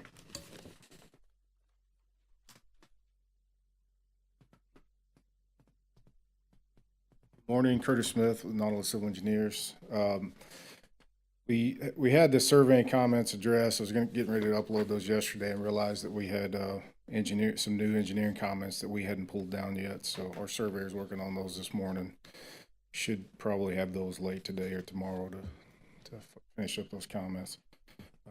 Nothing major here, like Bob said. How soon do you think you'll be able to resubmit? Hopefully today, if the surveyor comments. So. And I appreciate it. We just haven't reviewed it yet. And because new change in state law related to preliminary plats, we cannot conditionally move this forward. Okay. We can move it 2 weeks. As quick as possible. Be well done, wrapped up. We're finishing up on certifications, things, ready to pay fees and all that. We're at the point of resubmitting. I think that would give us time to review it and keep us on schedule. Are we tentatively planning to take this to BCC at the end of the month? Not the end of May, sir. It hasn't been scheduled if I receive the bylaws yet. Okay. So once we get the resubmittal and I get all okays, then we'll work on getting the Mylar signed. When I get it back, I'll schedule it for the appropriate BCC meeting. Do you want it to get to BCC as soon as we can? Yes, sir. But I'm going to recommend we continue it for 2 weeks, just because of our new state statute. Sure. Did you have any other questions, or? Not for this. Okay. And we'll see if we can keep this on schedule for BCC. I'm going to recommend a motion to continue this for 2 weeks to allow the applicant to resubmit and staff to review those comments. And we can rehear it on the 21st. That motion. Second. Got a motion and a second to continue this item to May 21 at 8:30 a.m. in this location. All in favor, please say aye. Aye. Any opposed likewise? Hearing none, this item is continued to May 21st. We'll look forward to the resubmittal. Thank you, Curtis. This moves us to number 7, the Twin Valley Subdivision Project Minor Development Review by Rosanna Edwards. Rosanna, if you could introduce it for us. Morning. This is the Twin Valley Subdivision. It's a request to approve by development order. It's project number MIN20-000087. This is a minor development order application submitted by Nautilus Civil Engineers on behalf of the owner. They're requesting to develop 13 single-family lot subdivision and associated infrastructure on 7.07 plus or minus acres. It has a future land use of conservation residential and conservation in a zoning district of conservation residential 2-to-1. The property is located in District 4, and it's located on the west side of Don Bishop Road, approximately a quarter mile north of the intersection of Don Bishop Road and 98, US 98 West, and identified by the parcel numbers in your staff report. I did provide you an updated staff report. If you would, please enter that into the record. So entered. There was also one public comment that, if you would, please enter into the record. And that's so entered also. The updated staff report reflects a resubmittal that we recently received. With the initial review, it was not picked up. There was actually 2 different zoning categories.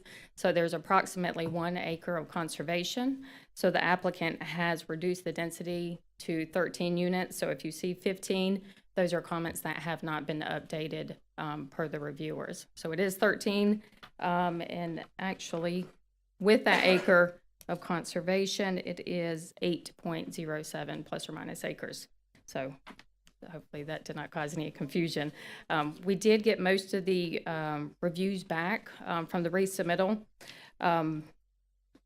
We did have engineering approve the resubmittal. Floodplain manager approved the resubmittal. We also got comments from the school district. As far as outstanding reviews, we are waiting for environmental and also right-of-way comments to address that change. The only thing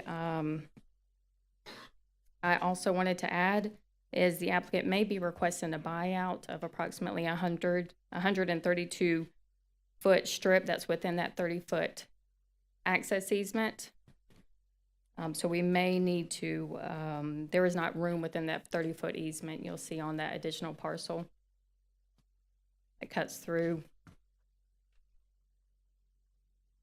to provide sidewalk on both sides.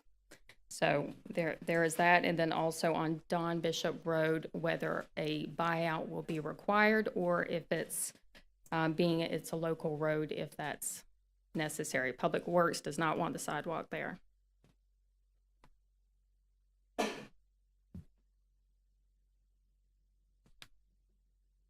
And that's because of the constrained right-of-way, or? I think there's enough right-of-way. I think it's safety. There's a drainage ditch. So that posed some problems there. Okay.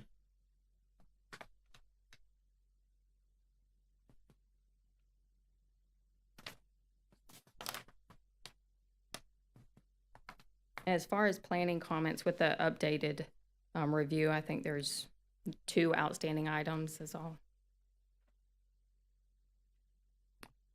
Sammy, do you have any comment? Looking for, I think the same comment as Scott. We're still waiting for the survey with benefit of title.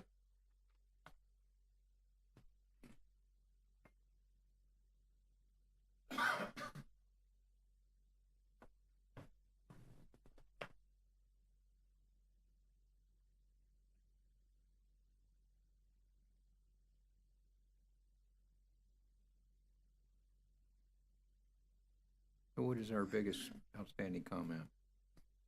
There really isn't any major outstanding items. It's just the fact we are waiting for all of our reviewers to have a chance to look at that resubmittal. That reduces the units from 15 to 13.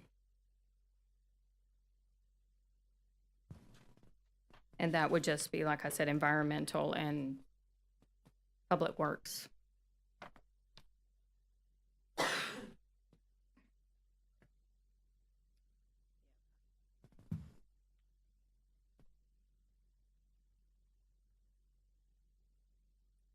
And I did provide the applicant the updated staff report, so he was prepared to respond if you have any other questions.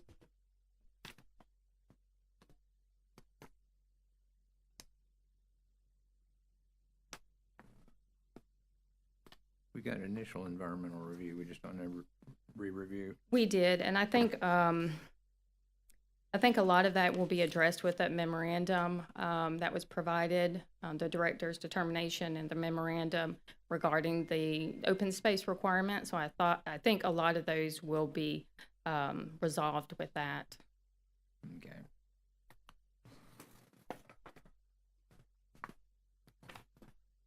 We can hear from the applicant, and we'll hear a recommended motion. Curtis Smith, again, Nautilus Civil Engineers.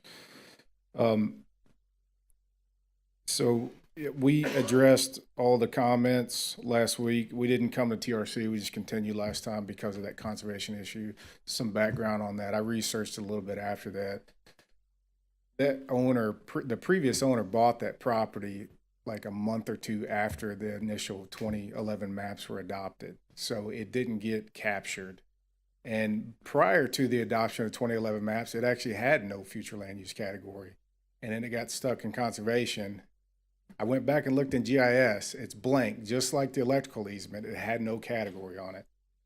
And then the owner bought it, and it was put into conservation, although it's a tiny sliver of land between the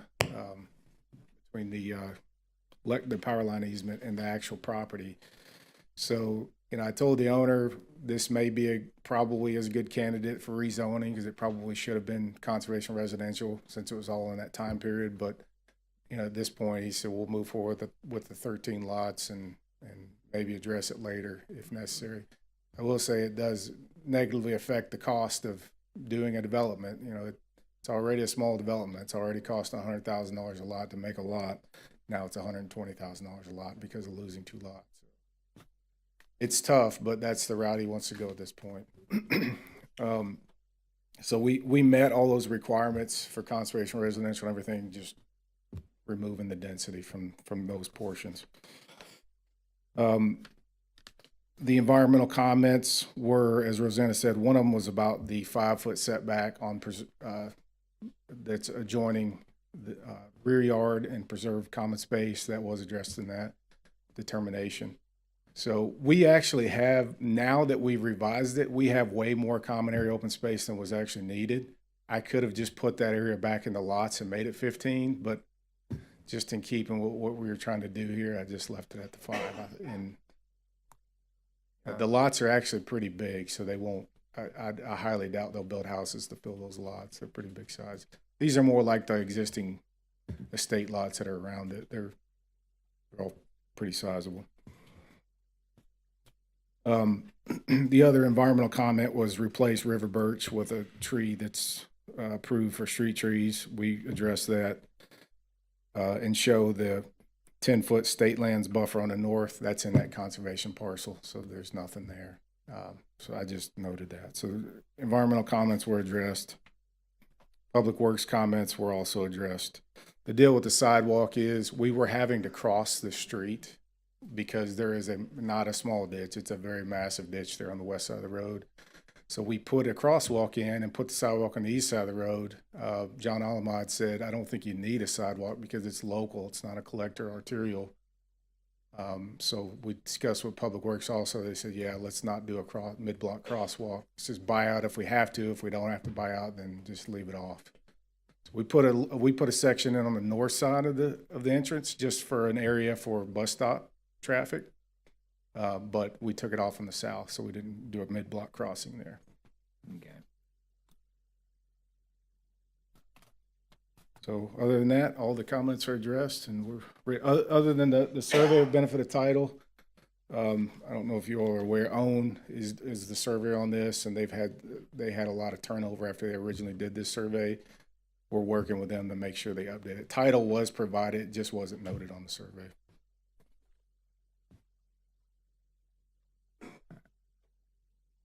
Any other questions on any of the comments? No, everything's addressed. I think these outstanding things that are easily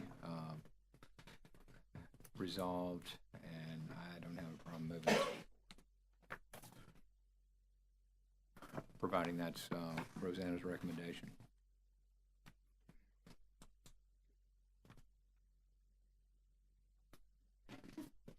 Recommended motion?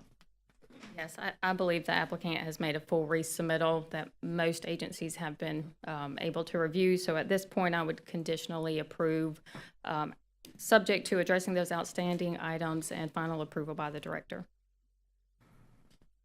Thank you, Rosanna. We got a recommended motion. Can we have a motion of the dais? So moved. Second. Motion and a second. All in favor, please say aye. Aye. Aye. Any opposed likewise? Hearing none, this item is conditionally approved to move forward to the director, subject to satisfaction of all outstanding comments. And this will move us to number 8, and we've had a request from the agent on number 8, the Watersound Beach Club North Parking Edition, to continue this to May 21st to address their scheduling conflict. So we'll entertain a motion to continue the Watersound Beach Club North Parking Edition to the May 21st TRC at 8:30 a.m. in this location. Make a motion to continue. We have a motion. Do we have a second? Second. And a second. All in favor, please say aye. Aye. Any opposed likewise? Hearing none, this item is continued to May 21st. And that moves us to number 9, the East Nursery Road subdivision. Major development reviewed by Tim Brown. Tim, if you can introduce it for us. Yes, thank you. This is a major development order application submitted by Dewberry Engineers requesting approval to develop a 53 single-family lot subdivision and associated infrastructure on 28.2 acres with a future land use of residential and the zoning of infill. Property is located in District 5 on the north side of East Nursery Road. As of the date of the staff report, there was one outstanding comment from environmental. That comment has since been resolved. So there currently are no outstanding comments. One thing missing from the staff report, however, is the neighborhood meeting. There was a neighborhood meeting that took place since this is a neighborhood infill, but it's not shown in the staff report. With that, I'd like to enter the staff report into the record, please. So entered. Are we going to amend the staff report to add the neighborhood meeting? Yes, I will add that. I just realized that it was missing. I'll answer any questions you may have, or I'll turn it over to the applicant. Thank you. We may have some more, but no, we'll hear from the applicant. Thank you, committee. Richard Funtner with Dewberry Engineers. As Tim discussed, we have addressed the final environmental comment, which is the last outstanding comment on April 30th, 2025. Here for any other comments or input. PFUNTNER.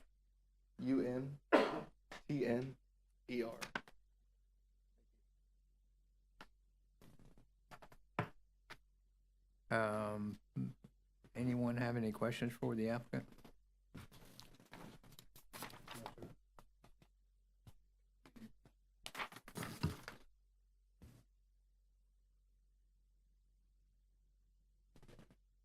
I'd like to add that we got a number of emails since the last meeting. This was continued from the last month. They are attached to the staff report. You do have copies of those.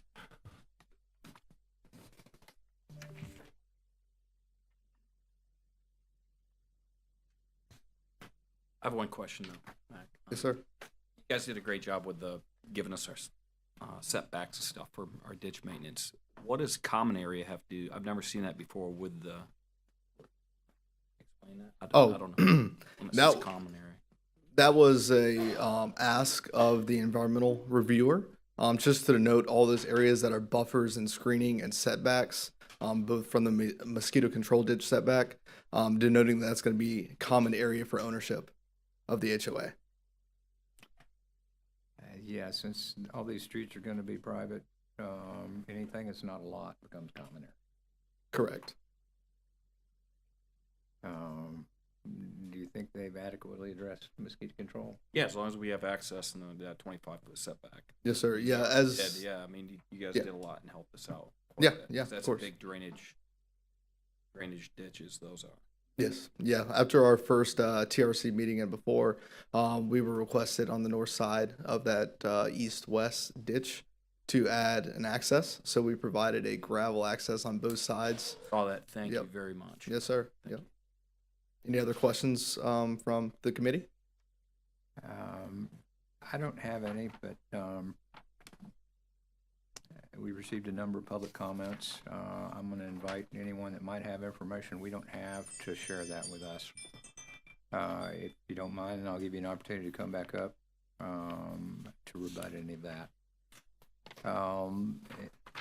This is the East Nursery Road subdivision application. It is a major development. This is not a public hearing, but if you may have information that would be germane to our recommendation to the Planning Commission, we invite you to share it with us at this time. Yes, ma'am.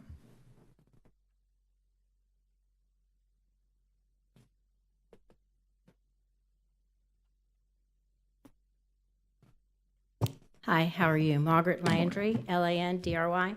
Of course, I have some information for you. It's in the Chad Holly corridor.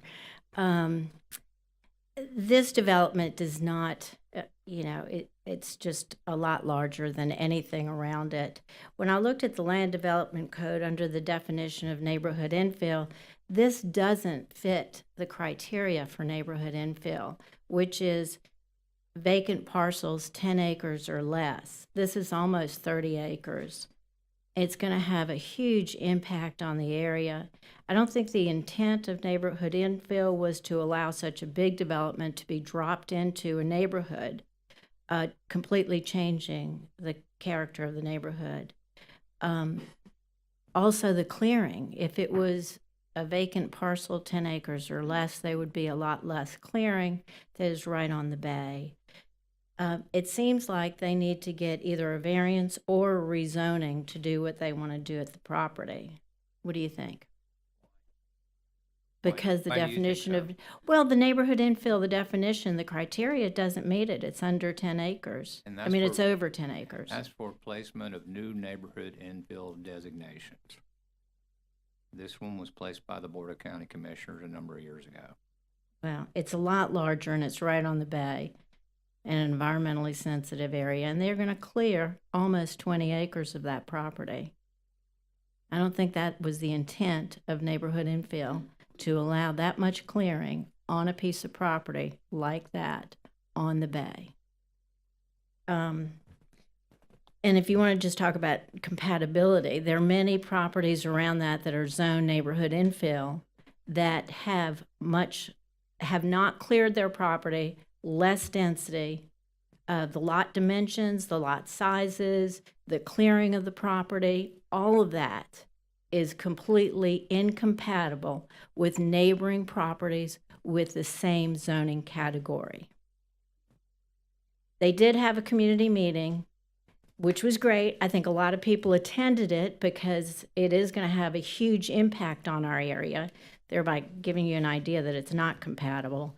But they didn't allow us to give any input. And I've been to other community meetings where we've negotiated and said, you want to put in 30 homes? Yeah, let's do 27 or something like that. It's not a complete win, but it's better. We didn't get any of that in the neighborhood meeting. If they would do something like Seclusion Bay has done, where they're going to keep some preservation on the parcel and on the property, I think you would get a lot of community support for that. You're not going to get any community support for this development. It doesn't benefit Walton County Furthermore, I think down the road, it has the potential to be a huge liability for the county How do you think it's going to be a liability? because of all the clear cutting and all the stormwater that area has been collecting all these years. That's a lot of stormwater that has been percolating through that property, and those trees and that mature vegetation has taken up a lot of stormwater. And they're proposing to manage the stormwater consistent with our land development code requirement? They're going to clear cut the property. If you're okay with that, the land development code's okay with that. I'm just telling you, it's wrong. And whatever's allowed is allowed, and that is true. Well, But there are a lot nicer ways to develop that property. And that is a fact. This is more like a D.R. Horton development. I'm sorry. I don't mean to be rude. But it is not a benefit. And, you know, we can, I don't want to argue about it. It's what's going to happen is going to happen. And I wasn't proposing to argue. Okay. I'm wanting to understand your position. Do you? I think I do. Good. Okay. If the developer would understand it, we'd be in good shape, huh? Thank you. Thank you. Anyone else have any information not have that you'd like to bring forward at this time? Yes, sir.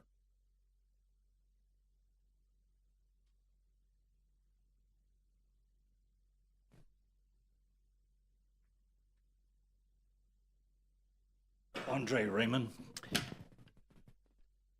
I wasn't planning on speaking, but I can't let this pass. My family owned that property, 40 acres of it, which I still live on. That 28 acres is part of that 40 acres. That area is pristine. It's very low. And what's being considered for that property now, if they clear cut that, they're going to have to dig ditches and bring dirt in, which is going to be a flood problem for me. I've been through at least 6 major hurricanes here. Could you speak into the microphone so we could capture all your comments on the record, please? Yes, sir.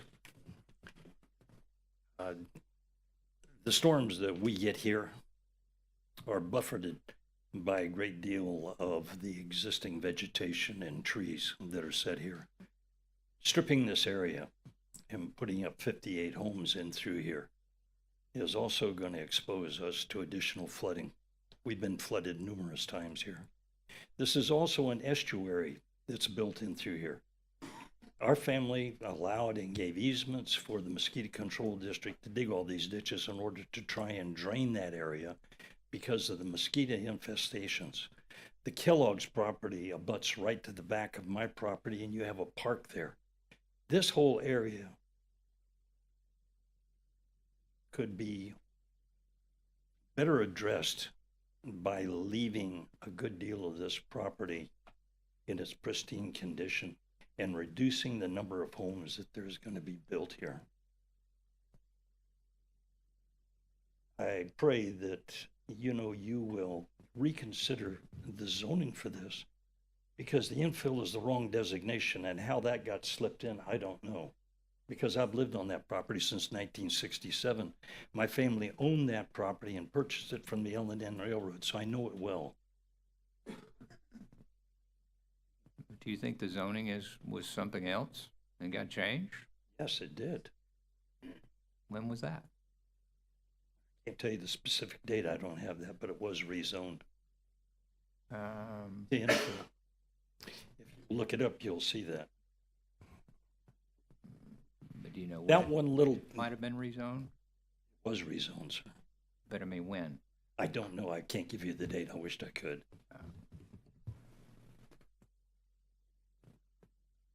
Can you take a look at that and just see what the history of the future land use map is on this particular parcel? When I built there, general practice was 1 house per acre. And most of the homes that have been built along there exist there today with permanent residents are on large parcels of property greater than 1 acre. Are they residential preservation zoning, which would be 1 house per parcel?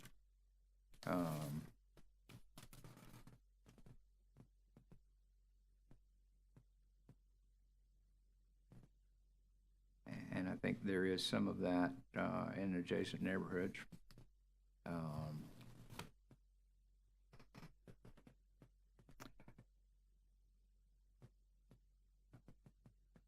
I don't recall this going through a land use change in the last 10 years. I don't. It's been longer than that. Well, I'm sure it would have gotten a designation November 7, 1996, when we adopted our comprehensive plan. Could have been somewhere around that neighborhood. And when we adopted that comprehensive plan, there were lots of areas in Walton County that had no future land use map or zoning designation. They were undesignated, which meant you could pretty much do whatever you wanted to do because there weren't very many people living here at that time. That's correct. There was dirt roads that ran in through here. It took me 3 years, in fact, to get a telephone when I first moved out there. Oh, I recall the days when if you got stuck on the side of Highway 98, you'd hope somebody would be coming down the road tonight. Yes, sir. At least give you a ride somewhere where you could get a telephone. So the designation, though, for that one small parcel does not fit the description in through there. There was absolutely no infrastructure around there whatsoever. Still isn't any now. So infill designation for this property is incorrect. We got water and sewer to this site. Doesn't have it now. And when the designation for infill occurred, there wasn't any water and sewer, nor was there any infrastructure whatsoever. And most of the roads were dirt. Exactly. You had a power line, and that was it. But we have lots of areas of our county that were like that. They were not ready sir. to be developed until infrastructure was brought into the area. And as more and more people move here, we have a greater need for housing. And the utility companies also anticipate that need, and they plan to expand services in areas which could be developed for that purpose. This is a very environmentally sensitive area, that 28 acres. And what's being proposed now is going to destroy that. You're putting a park in, at the Kellogg Park right there, in order to enhance the area. So why destroy an area right now that's an estuary in through there that has a cypress a pond that runs through there? There are trees there that are extremely old. We still got trees that have been tapped from way back, 1930s and 40s and so forth, and through the, Well, we're in a difficult spot. I'm not sure who sold these folks this property. Well, my family sold that, Gladys Taylor, all right? And she sold that, and how many times it's been sold since then, I don't know. But somebody bought it with the intent of doing probably more than one single-family home on it. Well, the Pates was the family, Millard Pate, that purchased that property, and he had horses out there. It was always the intention, to maintain a large parcel.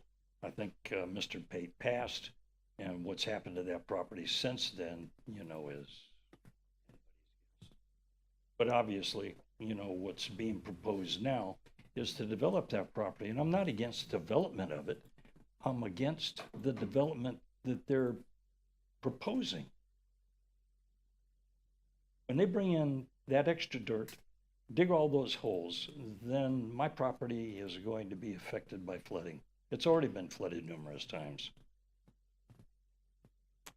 Well, they're required to keep their water on their lot. That's what the code says. You take all those trees out of there, you don't get the percolation of this water. And you may not get the exact same uptake. I completely agree with you. I think trees are a tremendous stormwater resource, and we need to save them at every opportunity.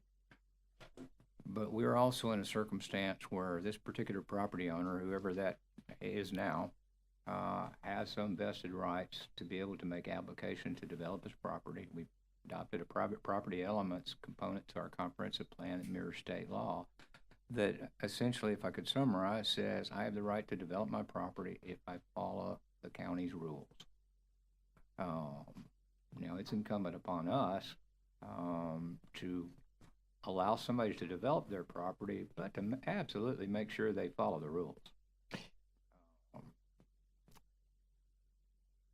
Now, this particular development, because of the scale of it, being more than 20 lots, is being processed as a major development. Yes, sir. Which means it'll have a public hearing at the Planning Commission and a public hearing at Board of County Commissioners or the magistrate, depending on how quickly this one gets there. So there will be at least 2 other opportunities to speak to whether or not we like this. And quite frankly, I've been in this county a long time. I was born here. Yes, sir. When there were just a few of us. When I could go out on the beach and on the 4th of July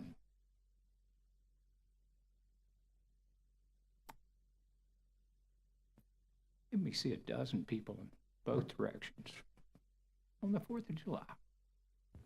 And now all these people have moved here. You have to deal with it. Would I like for the county to buy every vacant piece of property left in our county and preserve it forever? Yeah, I would. Some pieces of property are better than others.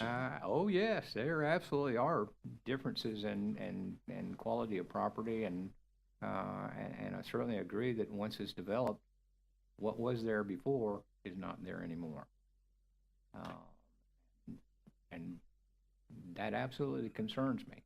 But at the same time, I'm faced with having to make sure that we don't unduly restrict someone's right to develop their property. Understand, sir, but you know, a great deal of attention was paid to 30A. Property owners there and the impact that would have on the residents there. We're few, but sir, our concerns, you know, are just as valid as they are. I completely agree with you on that. You just live in a different spot. We do live in a different spot, but all we want to do is preserve the integrity of what's really made Walton County great. We want to preserve the estuaries.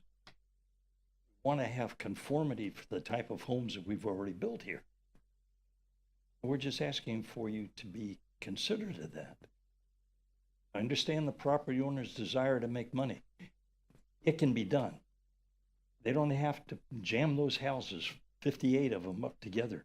They could make larger lots. They could put custom homes there. There's a lot of things that they could do differently. And I beseech you to please consider that. Thank you for your comments. Thank you, sir. What else?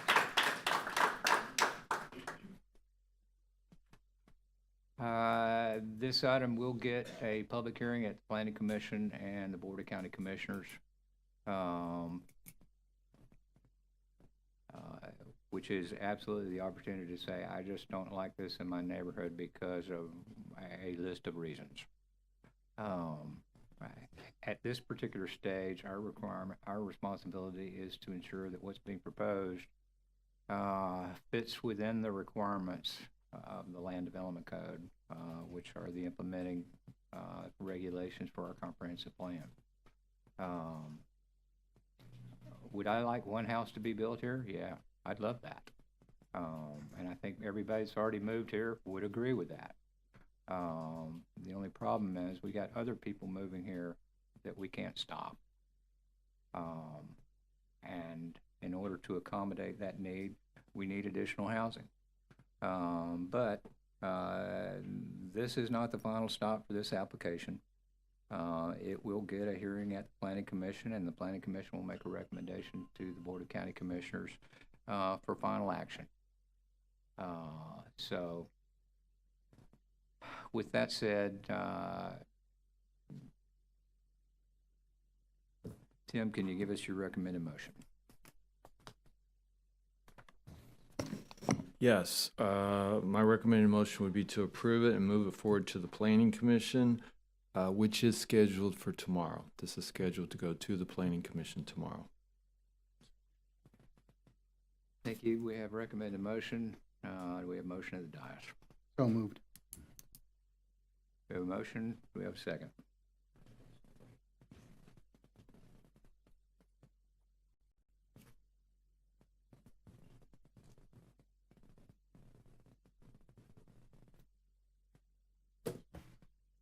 Planning Commission tomorrow, huh? Yep.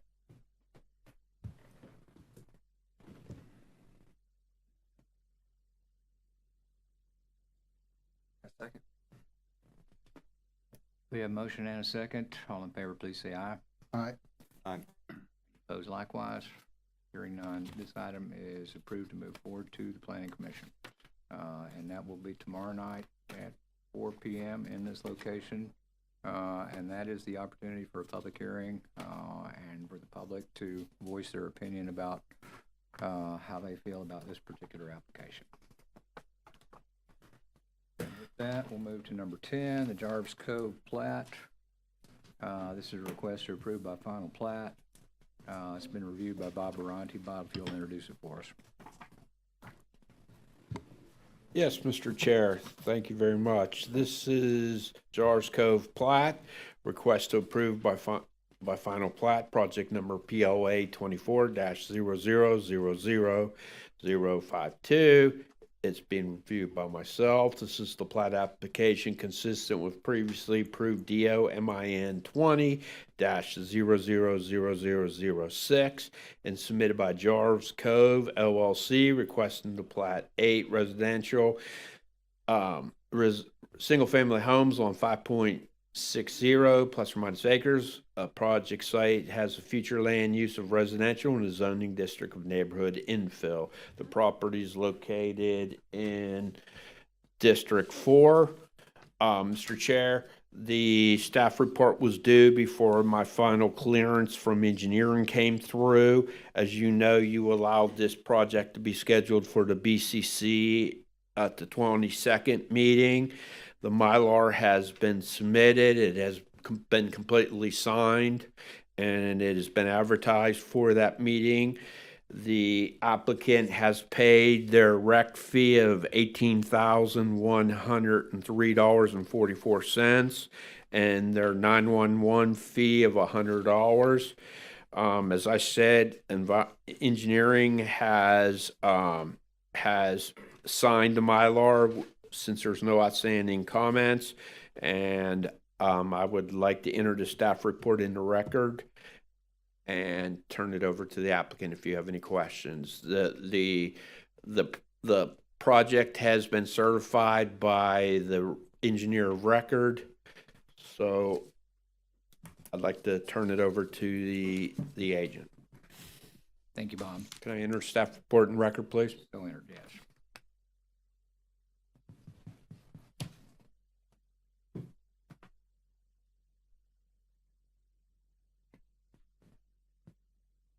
Hey, Greg Bondurant on behalf of the applicant. If y'all have any questions or comments. BONDURANT.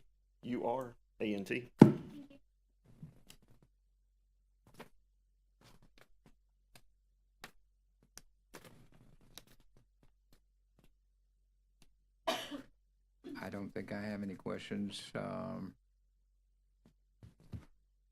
going to pay the recreation fee in cash. Chair, all fees have been paid except the recording fee. Collected recreation fee as opposed to dedication. Correct, sir. It's been paid, and it was invoice number. I don't see the invoice number. It was paid on 4/22/25, both of them. Thank you. Any questions for us? Any questions for the applicant? So, all my issues I already dealt with. Okay, very good. Then we'll entertain a recommended motion. Mr. Chair, make a recommendation to approve the proposed plat, move the Mylar to the 522 BCC for their consideration, and then possible recording. Thank you, Bob. We have a recommended motion. We have a motion of the dais. So moved.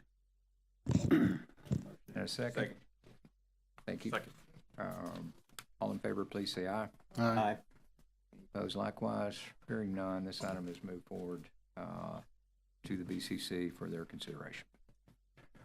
And that moves us to number 11, the Lumen Storage Facility, minor development reviewed by Tim Brown. Tim, if you'd briefly introduce it for us. Yes, thank you. This is a minor development or application submitted by EXP US Services, requesting approval to develop an 840 square foot inventory storage building and associated infrastructure on 0.55 acres with the future land use of mixed use and a zoning of village mixed use. Property is located in District 5 on the north side of Highway 98 west between Cefco and the shops at 393. This was continued from last month, and there has not been a resubmittal, and there's no evidence that they posted a sign for this meeting. So with that, I'd like to enter a staff report into the record, please. Along with a continuance, since there's no sign posting. That's, yes, June 21st. Want to continue with that long? Well, I'm going to be gone for 9 days, so. Is there anybody here representing the applicant? I don't think so. They emailed me and said they couldn't make this meeting. But since the sign wasn't actually required to be uploaded at that point, we moved forward with, not asking for the continuance right up front. But since then, there still hasn't been anything uploaded, so it appears they did not post a sign and they have not resubmitted anything yet. Well, then we'll entertain that continuance recommendation to June 21st. That is the right date, isn't it?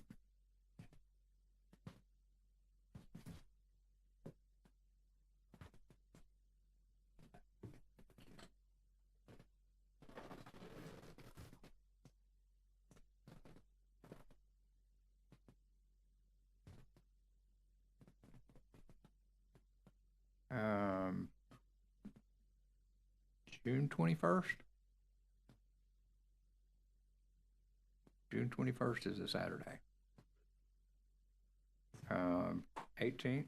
Yes, I guess I got the 18th.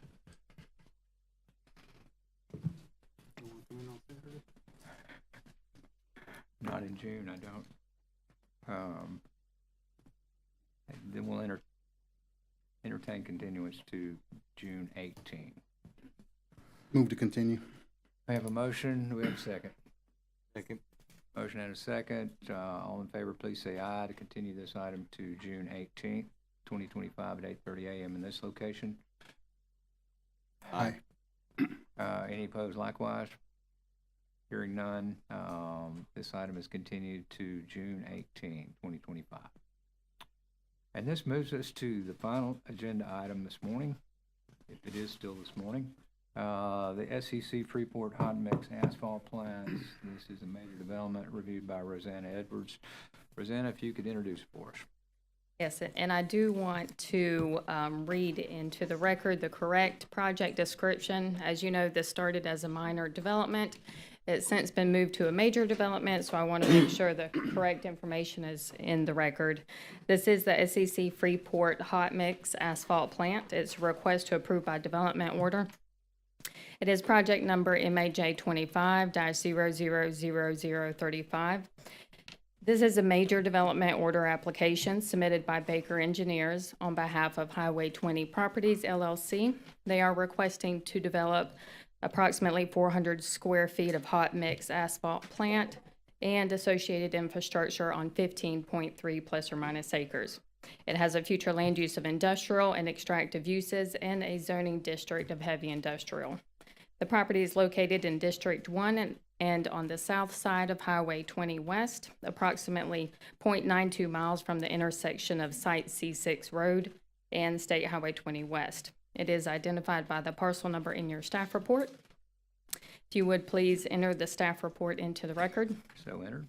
I've also provided new public comments we received since the last TRC meeting on March 5th. If you would please enter those new items into the record. So entered. There has been a resubmittal. There weren't substantial changes to the project site. There's not a lot of technical items remaining. They did remove the fuel tank that was originally on site, and they have provided some supplemental renderings, which I have also attached to the staff report as a general idea of what they're proposing. I don't have anything additional unless you have questions.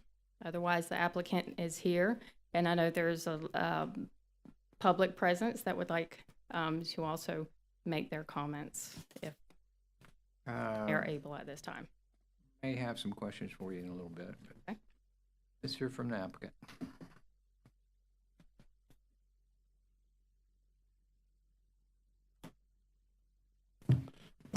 I guess it's still morning. Good morning. Good morning. Gary Shipman, Dunlap and Shipman. In a moment, I'm going to have Nolan Baker, who's the project engineer, get up. But I do want to emphasize this is the Technical Review Committee, not the County Commission meeting or the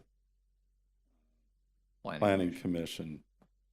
So our purpose here today is to look at whether or not we meet all the technical requirements of the Comprehensive Plan Land Use Land Development Code. And as I'm going to quote you, Mr. Carpenter, a minute ago, a landowner has a right to develop their property if they follow the rules. Period. That's Florida law. Even in front of the county commission is Florida law. People have heard me say that many, many, many, many times.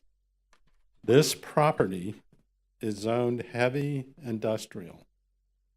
There's not a lot of heavy industrial areas in Walton County. I know that there are a lot of people here that have concerns. They live in Hammock Bay, which intriguingly is actually surrounded by heavy industrial property. You have the oil terminal about 2,000 feet from that community. You have, which I think also has a benzene terminal. They have a concrete plant there. You have a sewage treatment plant right against it. You have this, ours is 15 acres, but there's 100 and something acres out there.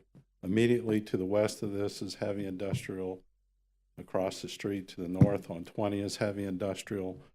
Right next door is, we call the old Coyote landfill, though I recently in another matter discovered, actually at one time was Walton County's landfill, which is basically there's nothing can be done on that property. There's a junkyard immediately also, or a little ways down to the east.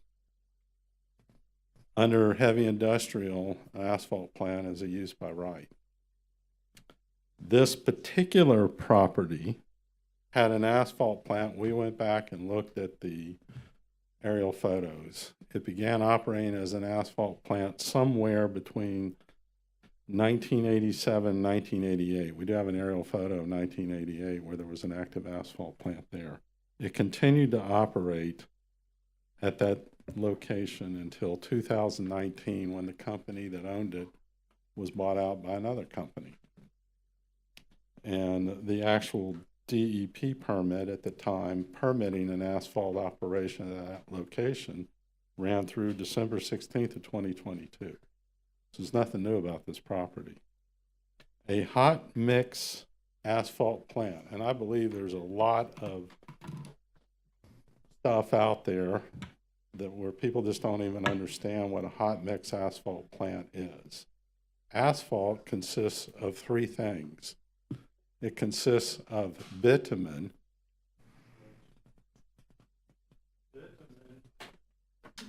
At ambient temperature, this is bitumen. It's solid. You have to heat it up to make it pliable to pave a road. You add gravel and sand, and the gravel and sand depends on what type of road it is, because if it's a major road like Highway 20, you have to have one level of, they call it aggregate content. If it's a local road like inside a subdivision, I guess, it could be a different gravel content. That's all an asphalt plant is mixing those three things together. You have to have asphalt plants about every 50 miles, because that's about the maximum that you can ship it and use it to pave a road. Because once you allow it to cool down, this, and you can't dump it out of a dump truck to pave the road. It does not leach, contrary to what is being put out on social media. The asphalt plant, in this particular case, there is a gas line that goes to that property, and the burner is gas, natural gas. And anytime you burn natural gas, just like when you turn on your barbecue grill or your gas stove or your tankless water heater that runs off gas, it emits carbon monoxide. Same thing with when you drive your vehicle, unless you drive an electric vehicle. So yes, those things happen. But here, they're regulated and monitored. And the state and federal government have preempted the county on that, so those particular issues are addressed by those government entities. So with that, I'm going to ask right now Mr. Nolan Baker to come up here, the engineer, to address the specifics regarding this asphalt plant that you may have questions about. And then I would also like to reserve, if you are going to allow the public to do a lot of presentation. I know I've seen some of it. I have some comments, starting with one of the slideshows that we got to see. They don't have the location of the property in the correct place, but we'll be happy to address that. Thank you.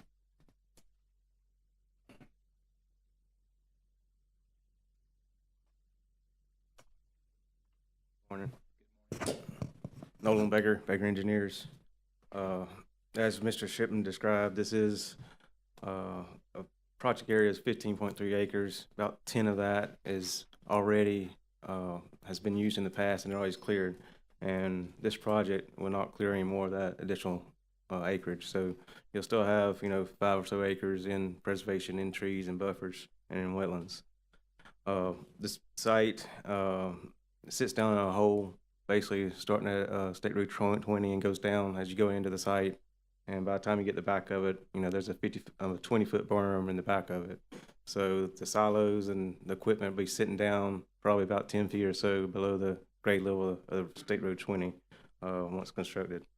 As I mentioned, there are wetlands associated with the creek. We don't propose to impact any of those or any of those buffers. There are 2 dry retention ponds that we'll be providing, and those will discharge onto uplands upstream of those wetlands and the creek. One thing to mention is, currently this site as it sits, there's no stormwater treatment being provided at all. So we're improving the situation there by bringing up the current standards for stormwater treatment as well. The plan itself will have, as you can see, the various components in the pictures provided. There will be a small a lab associated with for quality control, and there will be 3 to 5 employees operating daily basis in the plant. Operations hours will typically be from 7 a.m. to 5 p.m. I know there's been some comments about night operations, but that's not what they're trying to do here. That's a DOT mandate for DOT contractors and things of that nature. We have done a traffic analysis for the project as required by the county and DOT. a DOT analysis was a little more stringent than the counties and produced more trips, so that was used and provided to the county for evaluation, and meets all traffic concurrency, stormwater prevention. So as we currently sit today, we have received all the ERP permits and all the state permits, and the only thing we're waiting on now is the county's approval. The county's reviewed the project, as Rosanna has mentioned, and we've addressed all those comments. They've been resubmitted and are currently under review.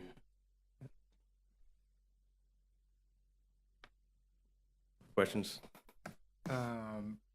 Proposing no outside lighting, so this thing will be dark until the sun comes up.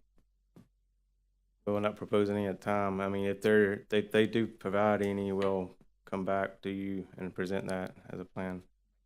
My experience with asphalt plants is they're running at nighttime because they got to have the trucks rolling. Well, I mean, and they can't run in the dark. I understand your concern. Is there anybody here representing the asphalt company that could speak directly to that?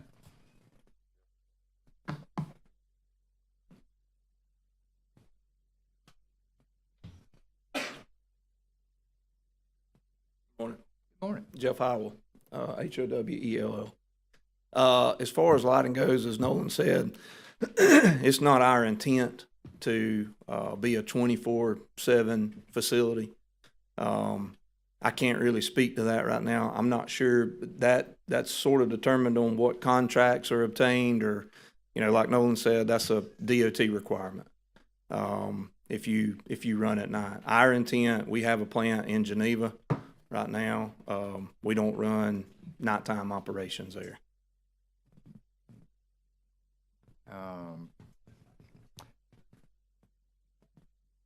I mean, that is a concern, and certainly the Air Force is always concerned about that. So if we move this forward, right now you're proposing no lighting, which means open until the sun comes up. I mean, that doesn't sound like an acceptable condition to me. I'm just speaking to what's right now in front of us. That's where we're at.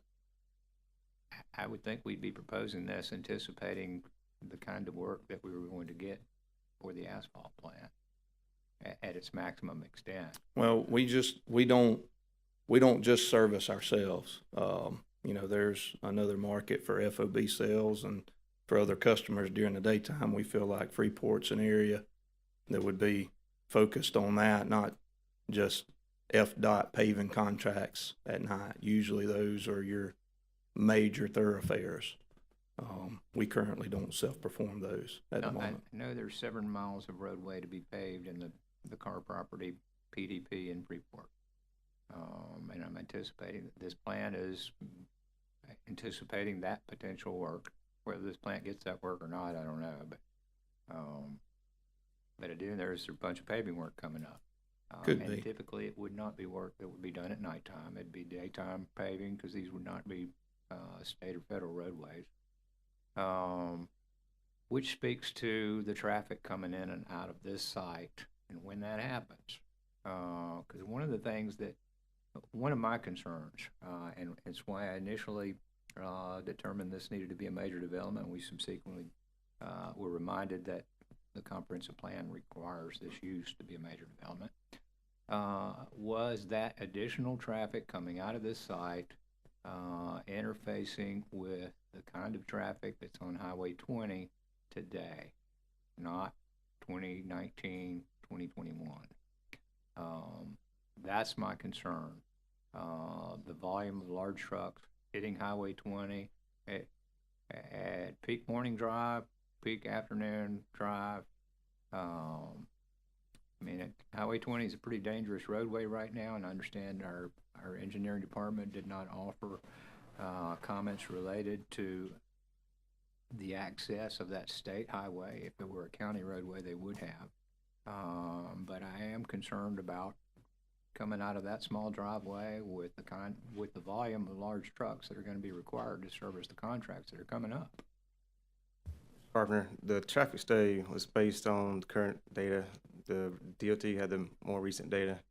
And then the growth rate was factored, it's factored over a yearly basis. And that is used to predict the future traffic. And that's what the report was based off of. But are you proposing any kind of operational improvements at the entrance? UAT has not required any. It's well below the thresholds of being that. And they've looked at all the traffic, the geometry, they looked at the safety, they looked at the drainage, they looked at all those components. We've had multiple conversations with them. And we explained to them exactly what the operations is going to be, or was going to be. Sorry. And that's going to be a certain number of trucks entering and exiting at a certain time of day. That's correct. The way the traffic studies are done, and they are done on a PM peak basis. With an operation like this, you've got trucks going in and out all day. So they're not all coming and going at, from 5 to 7 in the morning, or 4 to 6 in the afternoon. So it's spread out over the course of the day, which lessens the impact on a specific time frame. As we've said many times, when we do these things, you have to look at somebody who's got expertise in this, has to announce what it is. We have an engineer, we had DOT look at it, and we had the county look at it. And citing from your own report, it says, this is in your transportation concurrency review, which presumably the county engineer looked at and did. It says the proposed development will generate 13 p.m. peak hour trips. This was determined using the ITE Trip Generation 11th Edition and ITE Code 140 manufacturing. Trips generated by the project will not have a significant impact on the operation of access roadways and intersections. This is something that, and we've been in, I hate to say this, Mac, but probably with you, thousands of these, where it is always determined by an engineer based on ITE trip generation data and ITE codes based on the use. That's the way you have to determine this. It can't be gosh, I think the road is busy. Of course everybody thinks the road's busy. It is busy. But an engineer, this is a science, engineering science, and they do it. And we also had to go to DOT and get DOT's approval for what we're doing. And DOT is perfectly free to make us change something out there if they think that needs to be changed. But for purposes of what we're here on, which is, do we meet the requirements of the Land Development Code or Comprehensive Plan, we've addressed what the county wanted us to address on this. If something else comes up, we'll have to address it. Well, and I appreciate that, all of those comments. I just want to make sure the concern voiced by the public gets an opportunity to be heard. And they will at the Planning Commission meeting, and then I'm not sure based on the recent ordinance enacted whether that is in front of the BCC after that or a magistrate or an administrative law judge out of Tallahassee. But in one of those, in those forums, certainly all those comments get to be considered, although even then, at the end of the day, unless the county wants to buy the site, if we meet the Land Development Code and the Comprehensive Plan, that's all that can be considered on whether or not it's approved. That's the standard in a quasi-judicial matter. I had to say that many, many, many, many times. And we completely agree on that. I just want to make sure that the public has an opportunity to be heard on this. It is a major development. They absolutely do. There's information that we might not have that's necessary to make our decision today. I'd like to hear it. Right. Although I would again emphasize, if it's information about some technical requirement, like what are the the trip requirements, that requires somebody who has an expertise in traffic engineering to say it. I agree. And if it's something about environmental, like somebody wants to talk about the chemicals that go in the air, that's preempted by the state and the federal government. They regulate it. We have to get permits from them and qualify and meet their permit requirements, but they control that. And you're exactly right about that. Okay.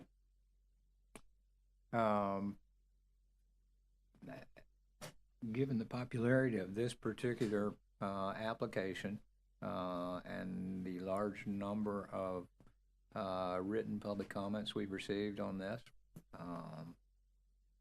we're going to take a few moments, not for, and this, the purpose of this is to ideally gain information we might not have to make our decision at technical review, specifically related to compliance with land development code and or comprehensive plan. If there's something in there not mirrored in the land development code. And while there may be a tendency to speak on, I just don't want this in my neighborhood, that opportunity comes at the Planning Commission and at the Board of County Commissioners. What we're looking for today is specific things that may not be in compliance with land development code as proposed in this application. We expect that folks will have a much broader opportunity to participate individually at Planning Commission and Board of County Commissioners. But if there's information out there that we may not have to make our decision, I'd like to invite that to come to the podium at this time. Yes, sir, you're in front.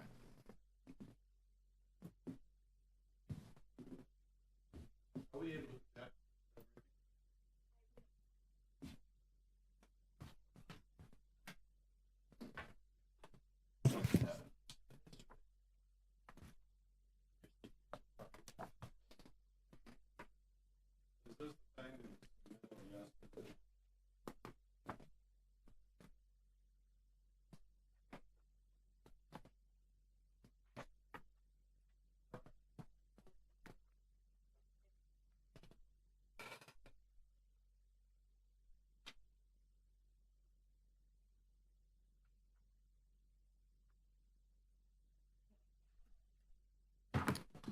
Mr. Carpenter and TRC, I appreciate the opportunity to address you. We are going to focus on facts and the nature of the TRC. My name is John Genazo. I am a retired Air Force officer.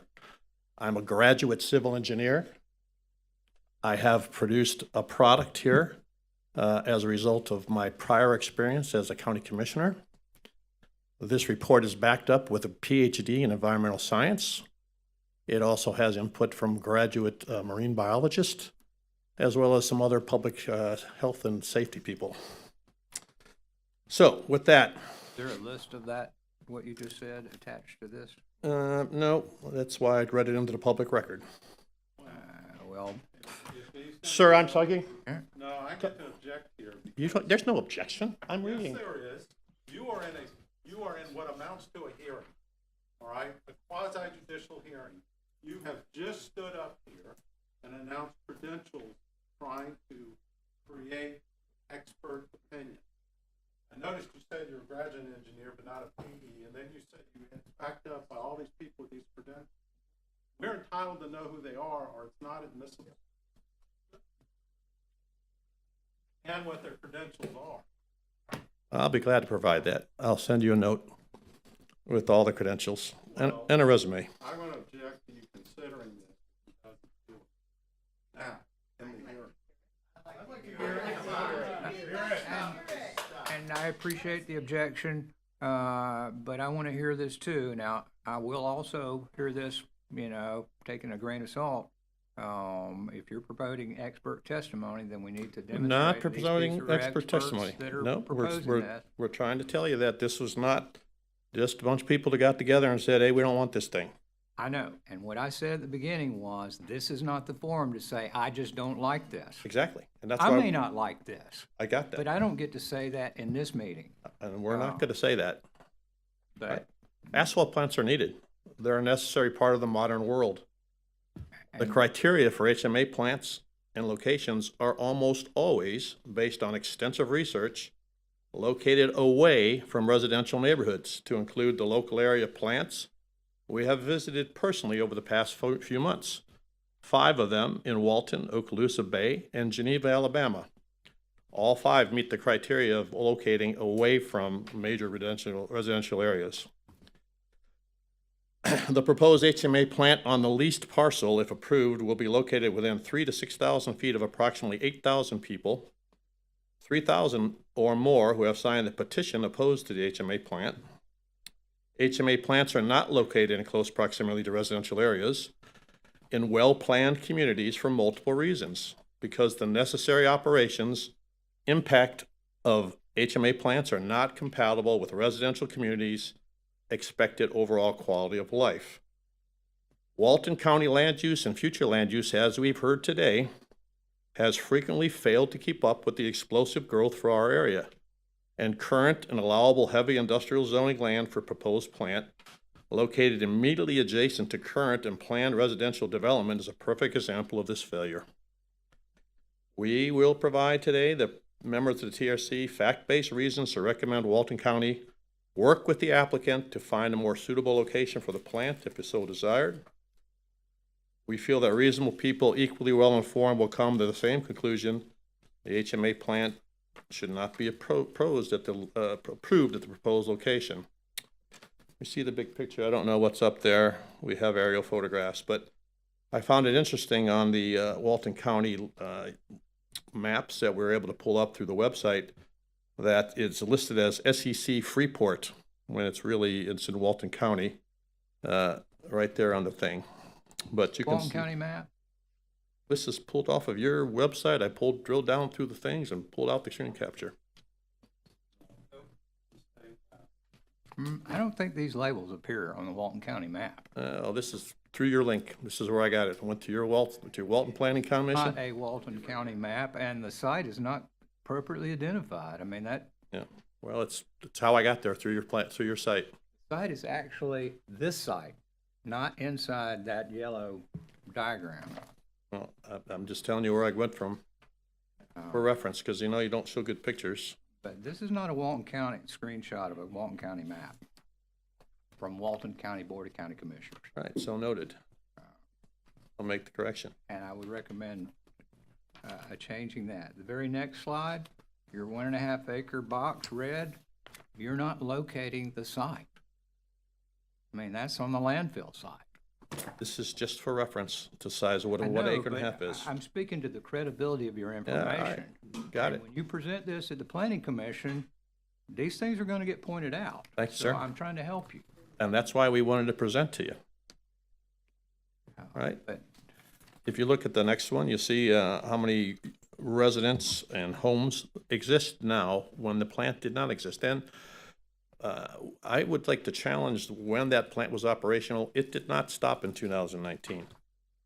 Okay, according to the EPA documents that I have, it ceased operations in 2010. And I'll show you the document if you'd like to see that. Soil and wetland data. The prior plant, and we could find records from 96 to 2010. If it happened before 96, we'd like to see that. But based on the EPA documents, 2010 was the last time the EPA recognized that plant was operating. That's 15 years ago. And as noted, it's next to the landfill, which is problematic. Now, we acknowledge that continual improvement to HMA plant standards have occurred. However, we have not seen any detailed soil environmental assessment for the state of the 2025 site. Clearly, operational asphalt plant that operated there for so long had to have some sort of toxins and hazardous soil contaminations. Yes, they were allowed according to the standards of the time, but what's left? What's been residual? We haven't seen that. We don't know. And we also want to note that there's been a lot of land disturbed on that site. And according to DPA, when I asked them, they said they could move land as long as within an acre. But clearly there's way more than an acre been disturbed, and we don't know what that disturbed land. And we have photographs of the water running off as they've moved the dirt. So as far as wetland mitigations and taking care of things, I have questions. And you can see the different pictures and the amount of land and the water runoff that's already occurring on the next 3 slides. Aliquot Creek. I do have a question. Yes, sir. You're saying the proximity to the former Coyote landfill and its well-documented issues cannot be discounted. You have a landfill. That was an issue. This is a heavy industrial use right next to a landfill. Right, and that landfill had issues, and it was closed after many years, and it was not properly remediated. It was just covered. Okay? But what does the asphalt plant have to do with the landfill? It's going to add to the issues of groundwater potential contamination and runoff contamination next to a landfill. Now, you've already got 2 sites that have been there, and they've been fallow or, silent for the last any number of years. Now you're going to dig, you're going to change, you've already moved dirt. You're going to start adding the in and outs of trucks, which all have oil and gas and everything else dropping off of them. And it's all right there. It's all right there next to the Godwin Creek, which runs into the Aliquot, which runs into the bay. And it sits right there, okay? Just wanted to understand how you're connected. Yeah, I'm connecting it through the groundwater. All the groundwater is connected, okay? The water is open, the flows, it's there.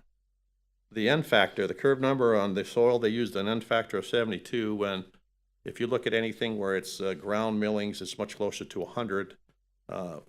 More like an impervious surface. When you look at that site, when it rains, where the impervious surface is, there's large amounts of standing water on the site.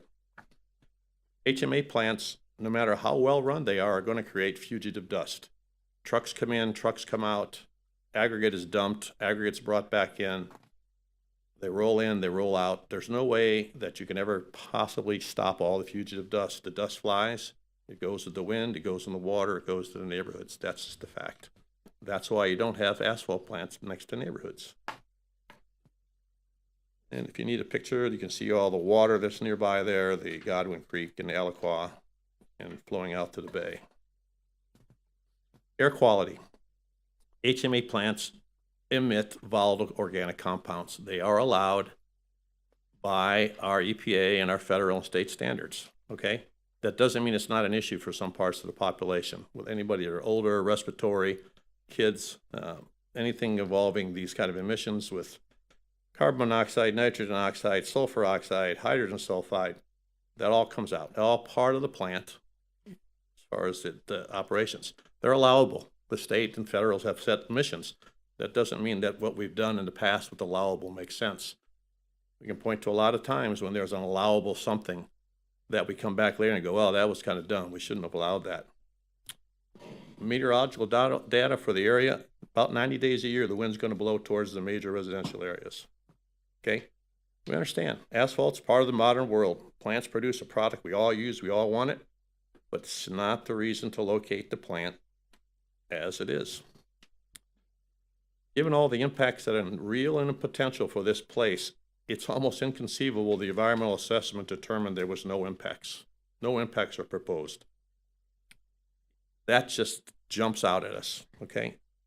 So I hope the Technical Review Committee can give us some more insights and reasons why this is not a true, it's just not accurate. No impacts are proposed environmentally. Think about it, an asphalt plant, no impacts, okay? Highway 20, we could write a book on all the different things there. Conventional wisdom says a plant to be profitable needs about 150,000 tons a year output. That's just from basic American Institute of Asphalt Engineers and interviews with different folks working in the asphalt world. This equates to about 7,500 outbound loads and about the same amount returning, because typically once they rip up the road, they bring the recycled asphalt back as the recycled aggregate. That comes to about 15,000 loads per year to be profitable. That's about 60 trips per workday. Be profitable. If they're not profitable, that might be something different. 1 mile of a paving project. Now, they said they're not going to do any paving projects at night, which is required by Florida law. Takes about 35 trucks out of asphalt and about 35 trucks in. That's for about a mile of road. You can apply that same standard for a mile of a subdivision or anything else. And these trucks are rolling out of there, out of a depression, 70,000 pounds or more. Coming up a hill, a 20-foot up incline, onto Highway 20 with no turn lanes. Okay. There's a picture of a Walton County truck getting loaded, as a matter of fact, at the Geneva plant up in Alabama. Traffic study's old. I appreciate the fact that they tried to update it, but it's just not, doesn't pass the common sense test, okay? In the 4 years since they've done that report, we've added thousands of homes on both sides of the area. And there's another X number proposed right here, right in Freeport and Walton County. You sit here and you approve them on a monthly basis, okay? The location's on a blind curve. It comes up, as roads come up, it's a rise and a blind curve, and then you come out. The highway has 60-mile-an-hour speed limit there.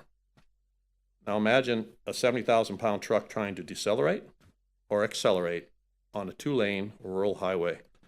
It's not a rural highway. It's a major thoroughfare. It's our only east-west thoroughfare going east-west, okay? It's based on a manufacturing site, not on an asphalt plant. They pick one. These standards that the engineers use, they go and they use the cookbook. And that's how they do it, because that's what makes sense, and that, you know, you have a lot of other work to do, but people have to apply common sense to the cookbooks. You have to look closer at the standards. You have to look closer at how the traffic is calculated. You have to look closer at how the average daily traffic counts are tabulated. And you have to factor in a 70,000 pound truck. And we looked at the traffic studies, we looked at the numbers. It just doesn't tell the whole story. I cannot imagine a plant there without turn lanes, left and right turn lanes.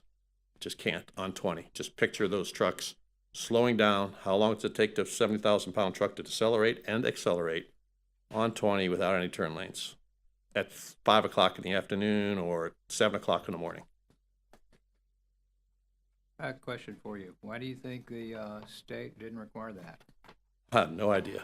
I think they use their, you know, the numbers are good, and but only if you use the assumptions that are correct. And I don't think they have the correct assumptions. I don't think they have the right numbers. I don't think they take into account a 70,000 pound truck and the time to accelerate. They just take the standard, a car, an automobile, whatever. They track the trucks. They don't define the number of what the truck is.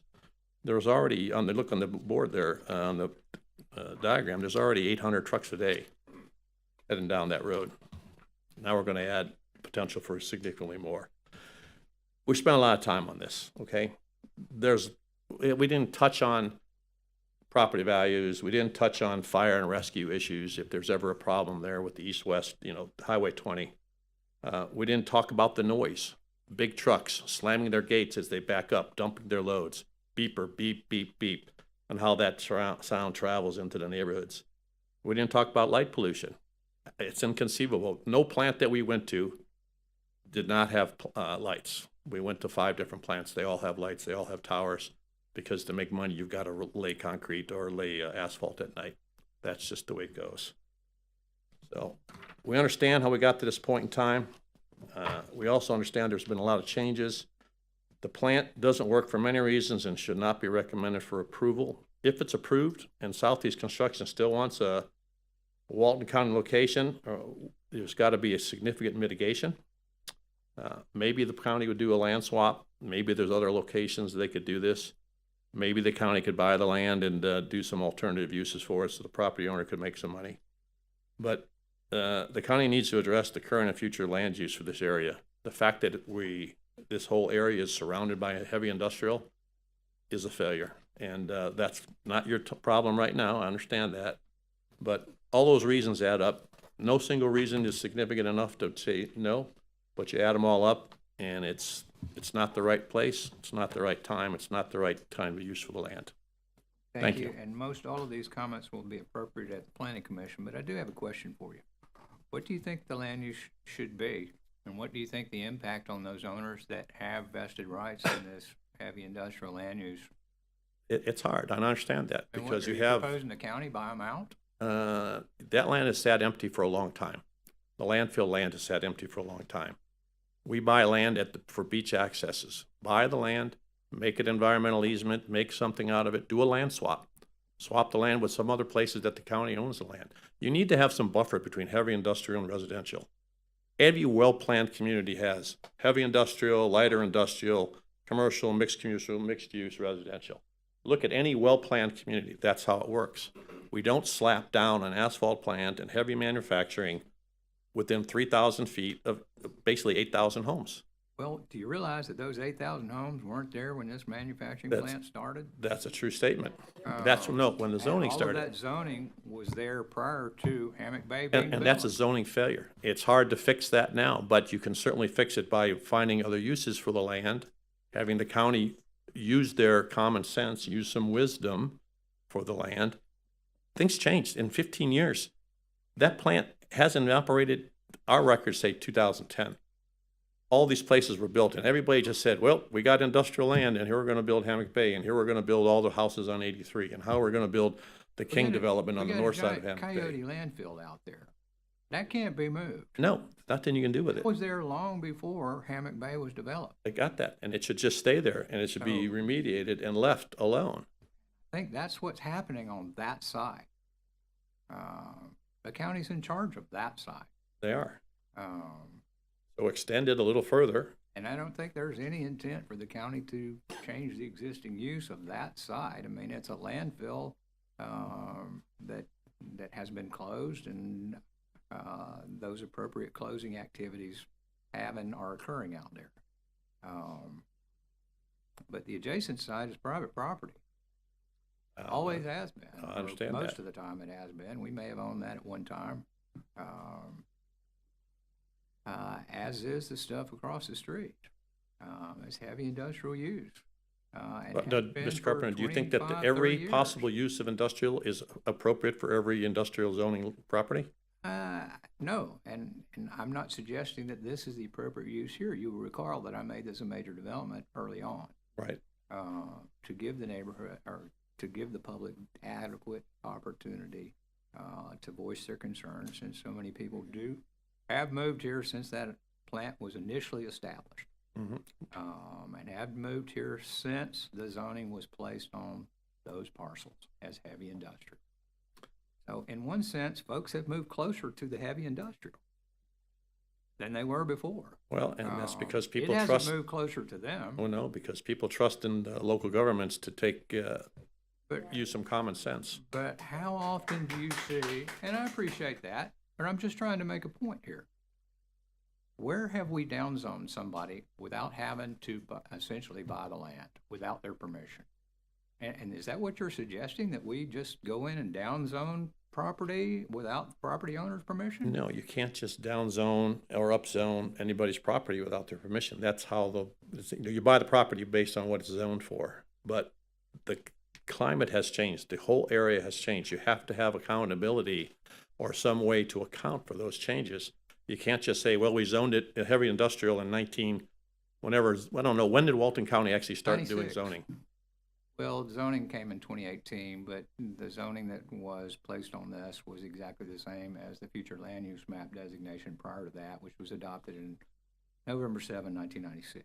96, and I think you'll Almost agree 30 that, years ago. yes, then I think you'll agree that there's been a lot of times when that future land use failed to really be the smartest use of the future land use. Not always, but We're in a major upgrade to that future land use map now in the comprehensive plan. and we plan to be part of it. And those hearings will be coming up here in the next few weeks at the Board of County Commissioners. It's not an easy solution, but there are solutions that are better than what we have on the table. And I think there's ways that folks can work together and put a little common sense to it and find a good use. But a site as proposed with no turn lanes, where it's located, and the potential for the disruption. You're asking, a perfect example is if you're familiar with White Point Road and the Mid-Bay Bridge. They built the bridge, and for 20 years, people put up with unimaginable traffic because, well, they just got to put up with it. Finally, somebody built the bypass. They could have built the bypass at the same time, but they were cheap and didn't want to do it. So people are trying to avoid a problem. They put this thing in place. If they're great neighbors, fine, but that's a big risk for a lot of people. And Walton County only has so many code enforcement. They only have so many people that can check on the compliance. They only have so many people that can do it. There's a lot of reasons. And so now you have this problem that we walk into, and we could look ahead to the future and avoid it. There has to be some other amenable solution.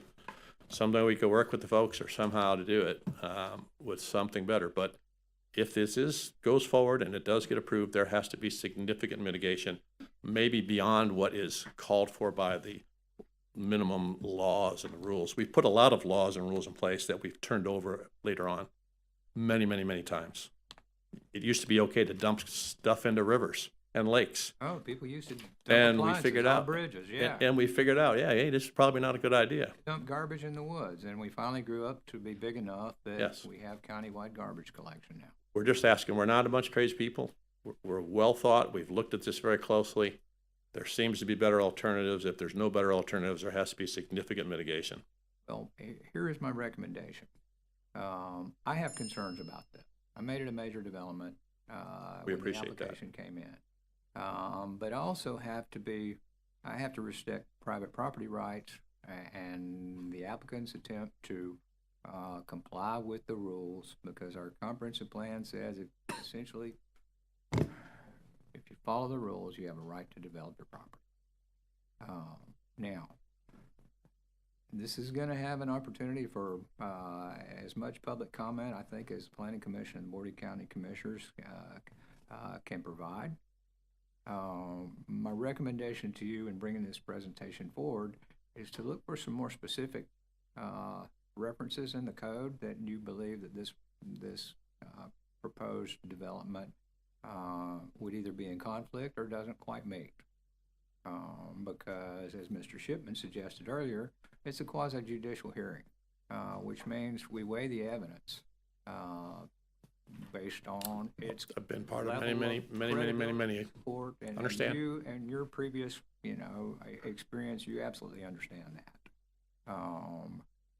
But at the end of all this, we could wind up in court litigating over whether or not this should have been approved and didn't get approved, or it got approved and shouldn't have gotten approved. So along the way, we have to build a record, which is how that appeal will be determined. What's in the public record that was considered when we made the decision to approve or not to approve. Exactly. Understand that. I will have to tell you, if I just don't like it, it's not reason doesn't enough. matter. I understand. That just doesn't matter. Nope, you gotta have facts. I may not like that. And from time to time, we see lots of projects that I personally may not like.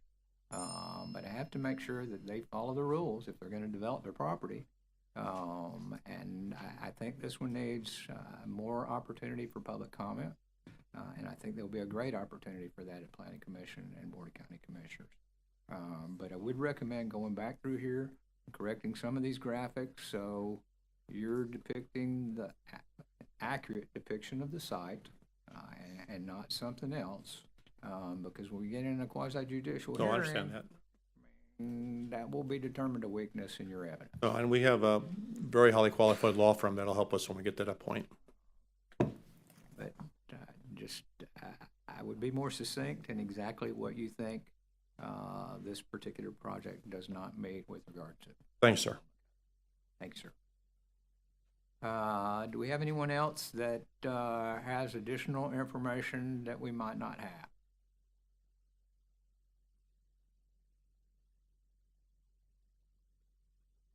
Last call. We are now into afternoon, but yes, ma'am.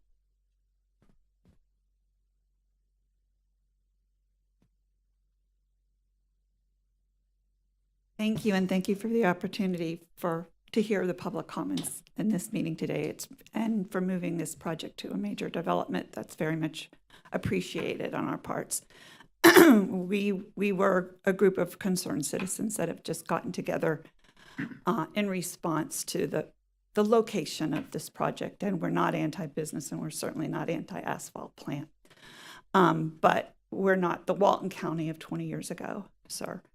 And the development, as recognized by everyone here, and the traffic and the population, not just today, but are urging you to consider this and to consider a lot more facts than what have been presented here today, is that there are huge public safety concerns that override, and at the end of the day, should override the rights of a single property owner when health and public safety are of such great concern.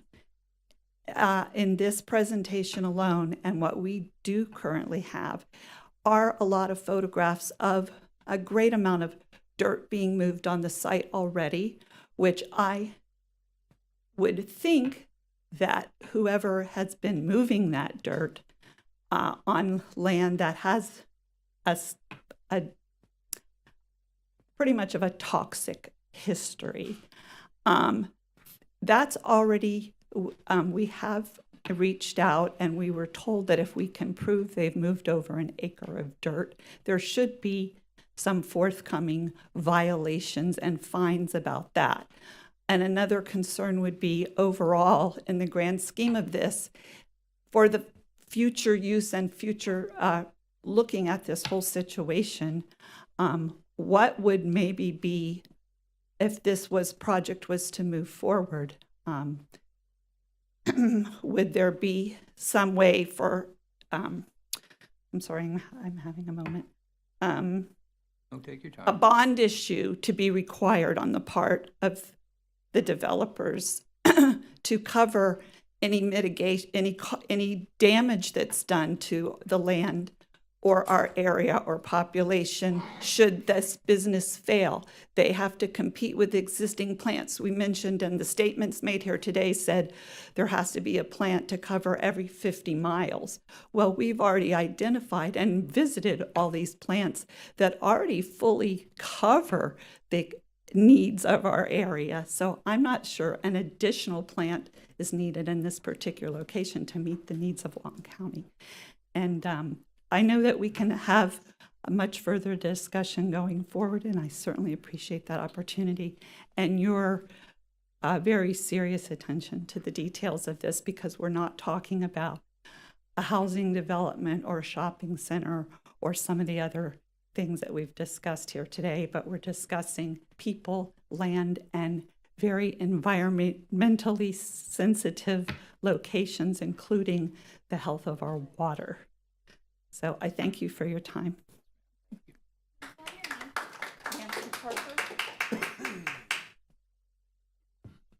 Anyone else? Darren, you want to speak?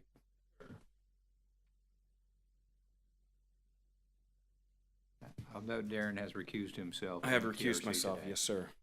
Thank you, Mac, for letting me speak on behalf of this proposed plant. My name is Darren Dunwald, D-U-N-W-L-D. It's right there. I did hear you say that you want specifics and professional. I have a professional PE that he did have some, as a friend, he sent me some information based on the ponds and the waterways around, you know, your Godwin Creek and Aliquah and the bay. So he had a concern based on the well drain. I'm going to read a couple things that he said. He typed, there's a concern that's based on the well-drained soil pollutants captured by the proposed ponds directly adjacent to the water bodies will rapidly seep into groundwater and migrate to the adjacent water bodies, which equals groundwater contamination.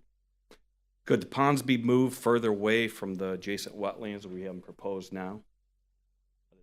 Where they are now, can you move them away from the adjacent wetlands? And should the ponds be lined to provide a filter system to treat the storage volume? But the footprint for the yard millings that are be dumped there is 10.6 acres per the report, which is a curve number of 72. I think John touched on this, which is low for millings. Millings should be considered impervious. The NRC soil survey, NRCS soil survey shows soils as type A, and pond boring shows significant depth of water table 5 to less than 10 foot below the surface, which reflects well-drained soils. The existing condition analysis of the curve number of 72 doesn't accurately reflect the well-drained soil conditions because it makes it impervious. So that's kind of conflicting right there.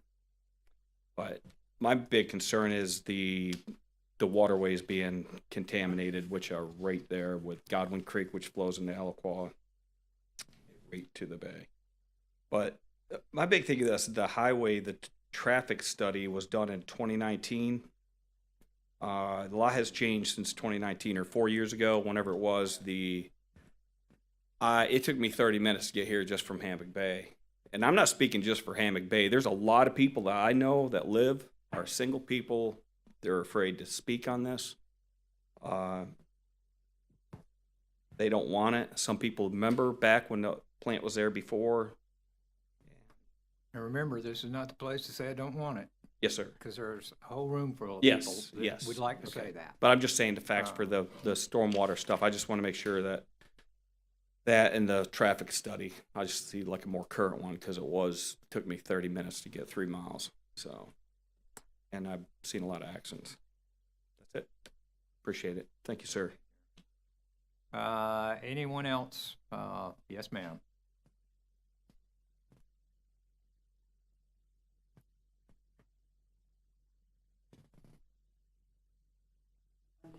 Patricia Connerly, and I also live in Hammock Bay. I was not prepared to speak today, but I'm going to raise one issue. The experience that I have, along with what Mr. Januzzo said, is that I taught nuclear, biological, chemical defense before I retired from 24 years in the Army.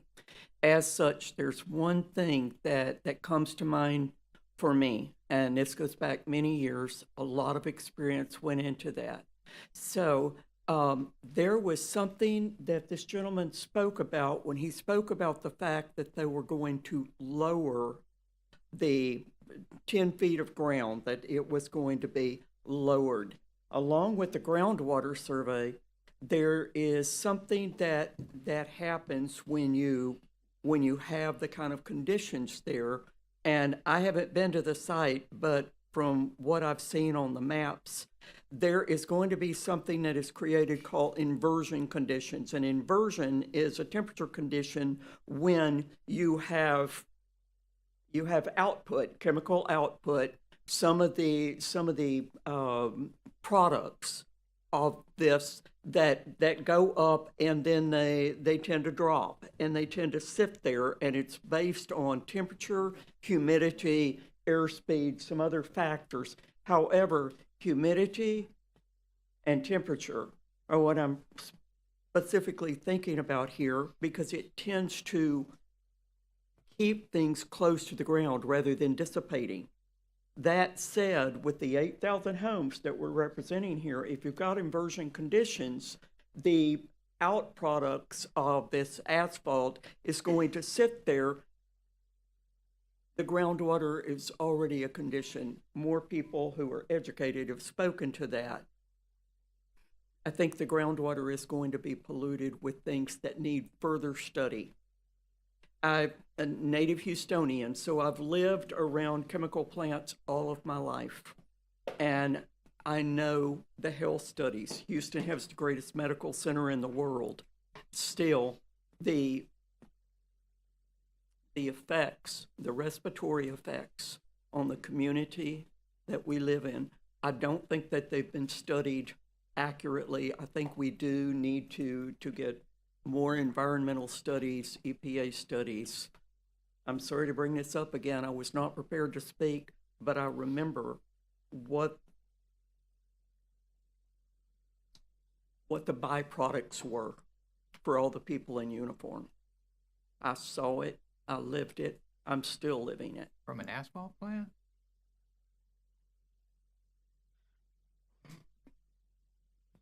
Yeah. Yeah. from an asphalt plant. Thank you.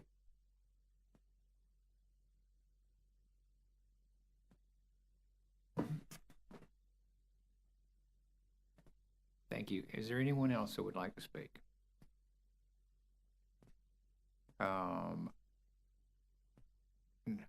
If there are not, then we'll ask Gary to. I wasn't going to give you a handout. I will if you want to see it. This plant stopped operating in 2019. The last permit that was issued on the plant was not 2010. There's a permit. We have a copy of it. It was issued on June 16, 2017. These permits are issued for 5-year blocks. And that one was issued on June 16, 2017. It would have expired on June 22nd, 2022. But the plant operator that was Mid-South Paving, the company was sold in 2019. And so when it was sold, it ceased operating. Bought out by its competitor who closed the plant so they wouldn't compete with them. So this operated from 19, we believe 88. We have an aerial photograph of 1988 showing the plant. I'll be happy to provide that, or I can just wait until all the real stuff goes on. But if you'd like it, I'll be happy to furnish that to you. I have packets today. Yeah, if we can get that information into the record, I think that's important.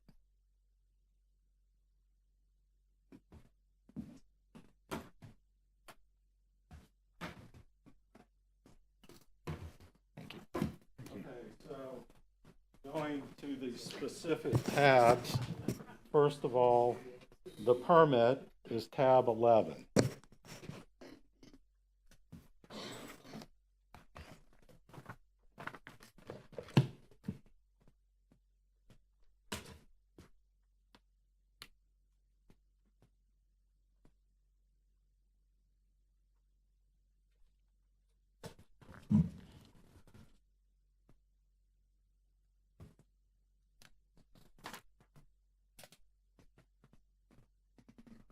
These are DEP permits you have to have to operate an asphalt plant.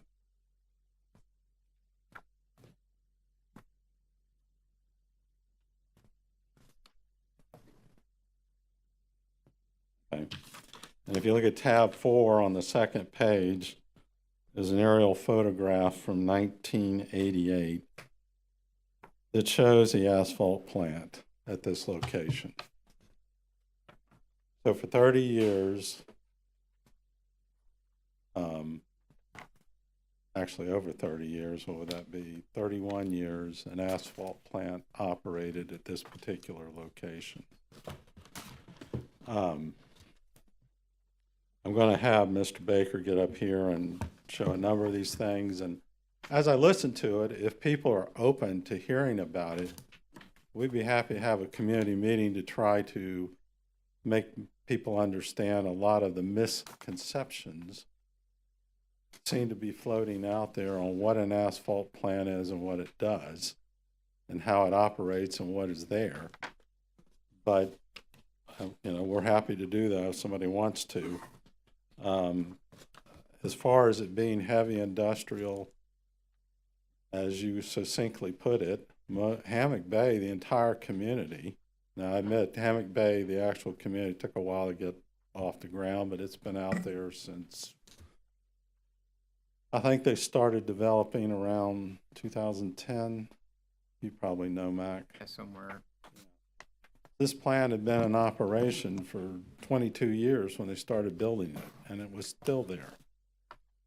And as I pointed out, not that it's really for today's consumption, but within 2,000 feet of Hammock Bay is a concrete plant. And within 2,000 feet of Hammock Bay is a major gasoline terminal, all on 4 Mile Creek. Within hundreds of feet, it's actually in one of their photos, they don't have it marked, there's the sewage treatment plant in Freeport. Hammock Bay was put down right in the middle of those things. The law, and you know, I don't mind saying this, the law is if it's zoned heavy industrial, an asphalt plant is identified in our LDC as a use by right. Now, you can talk about whether we got to do something different in traffic or whether we have to, you know, have some different kind of stormwater, but it is a use by right. When we do our rezoning, when we talked about how zoning changes need to be changed in the county, the Florida legislature in 2012 agreed with the gentleman that said that. Every 10 years, you must revisit your zoning and land development code and adjust your map. However, there's a caveat on that. And that is you can upzone, but if you downzone or you take a right away from somebody that reduces the value of their property, and as strange as it may sound, heavy industrial property is very valuable because there is not many places in the county that you can use it. If you downzone, it is a taking. Now, the solutions I heard them say, the only one that actually is legal is, I guess, the county can buy the property. But they can't take away the heavy industrial, and they can't deny a use by right. They can deny if we don't meet requirements. If you say, if the DOT says we have to do something on the road, or if stormwater isn't adequate and we got to change the stormwater, or, you know, something of that, that is then yeah, we have to do that. But otherwise, it is a use by right.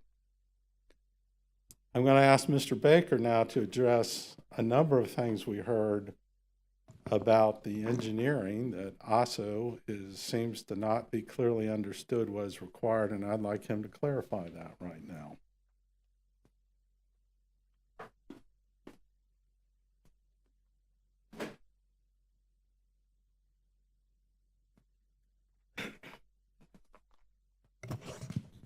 All right. As Mr. Shipman suggested, there are a lot of things that you heard were misleading and inaccurate in the statements that was made. You know, first of all, those maps, as you mentioned, Mr. Carpenter, are not accurate. The site's another 0.2 of a mile to the northwest of there, which puts it further away from Hammock Bay than the new middle school is from the CMEX site and the gas terminal. So the county has built a new middle school, you know, within 5,000 feet of the gas terminal and 3,000 feet of a cement plant. So, you know, and we were even further than that. So, and, you know, as you mentioned, his records and my records show, as you see there, the plant was in operation to 2018 to 2019 timeframe by Mid-South Paving, with a permit expiring in 2022. And on the slide 7 of their presentation, you can see the wastewater treatment plant that's smack down the middle of Hammock Bay that the city owns, which there's a lot of environmental concerns there as well. A spill there could be, you know, very dangerous to the residents there as well. As we previously mentioned, the site's been disturbed for over 30 years and been in operation for quite some time. Trucks have been going in and out of there for a long time, and that I'm not aware of any major safety concerns for anybody. This project has been put through the DOT process, and they looked at all those factors: safety, historical data, you know, from crashes and everything like that. And one thing I also wanted to clarify is, you know, people that know what they're talking about, you know, the weight of the truck does not factor in a traffic study. I mean, it's the size of the truck and things of that nature, the turning movements, and but the weight is not a factor. That's more of a structural buildup of a roadway is when things like that are considered. you heard some talk about fugitive fines. These are particles that are produced from industrial, construction, transportation, and ag-related activities. EPA defines this as dust that is produced through these activities that does not go through a stack or a duct designed to reduce or control the flow. This asphalt plant will have a backhouse. All the dust particles go through that backhouse and filtered out. And that's part of the DEP permit where they monitor that, and they do regular scheduled tests to test the output of those backhouse fines. And that's a condition of the permit. That DEP comes out and tests and monitors those emissions. One thing related to the fugitive fines is the county for quite a number of years, probably 10 plus years, has actually got a program in place called Dirt to Pave. This program is primary focus is paving dirt roads throughout the whole county. The goal of that is there's a couple of goals of it, but it's all environmental related for the most part. And one of that is for the fugitive fines, because when you drive a car down dirt road, you got dust particles going everywhere, getting on your cars, getting on all the vegetation. And it also helps control erosion of sediments and particles into the bays and estuaries and into the roadside ditches. So, asphalt plant would help aid in that manner. As you can see in the presentation, the picture of the truck that's at the Geneva facility is a Walton County truck. Walton County, there's limited opportunities here to buy asphalt.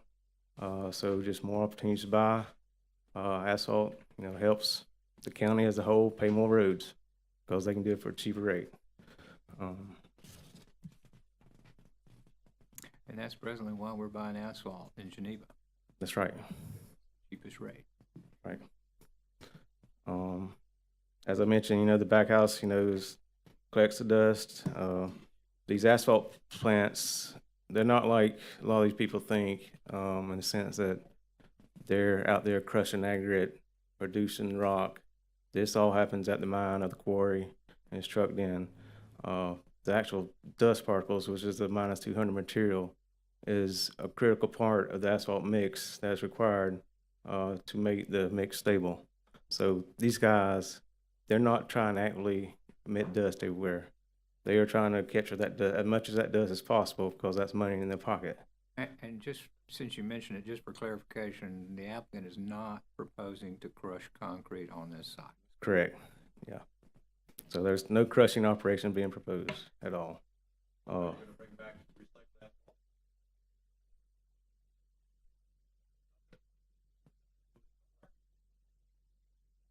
That's possible.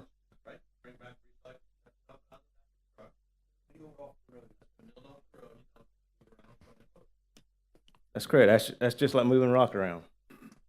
So it's the same difference. They're not crushing asphalt once it gets back to the plant. They're just taking it and putting it in a bin. And in whose opinion? Wait. But anyway, the applicant's engineer has the floor. If you want to make a comment, come to the podium. We want to capture all of this on the record. Okay.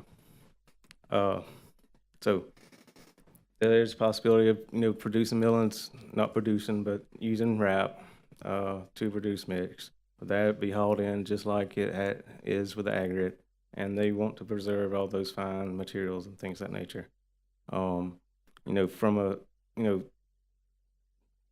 particular standpoint, dirt pit is going to be producing a lot more fines and things of that nature than this plant is. All that's going to be, very controlled and monitored by FDEP.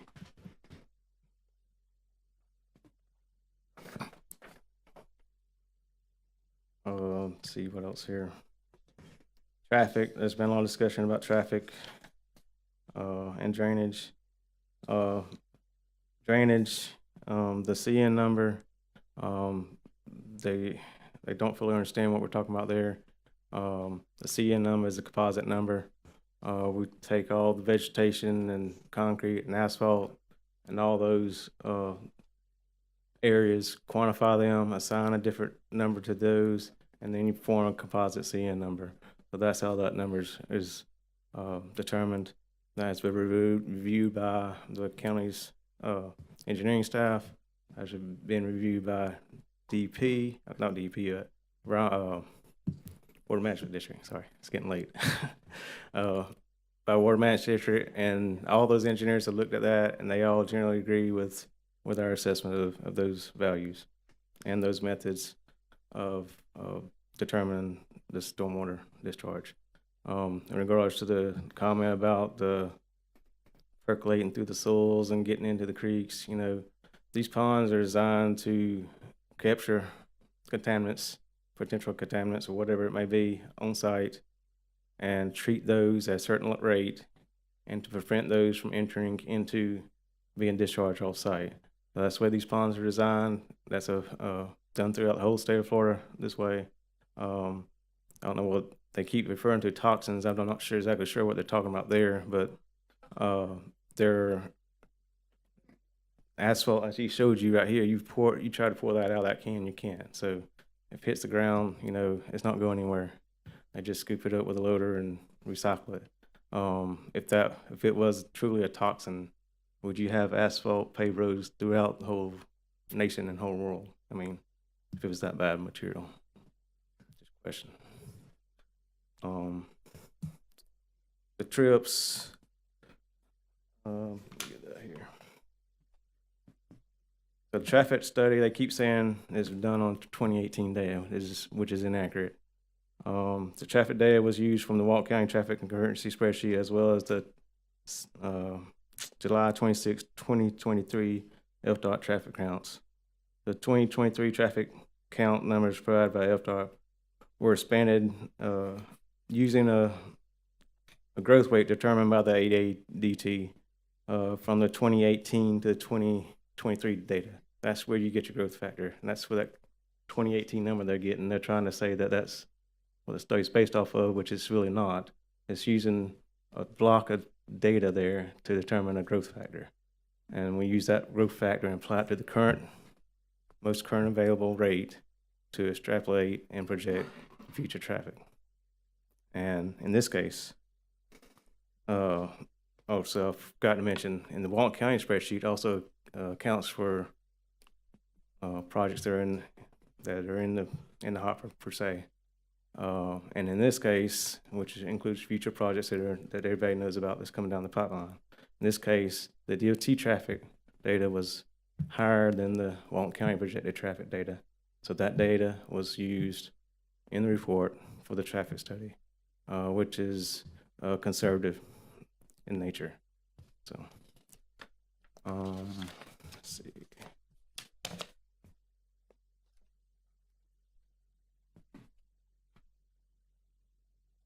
Make sure I haven't missed anything.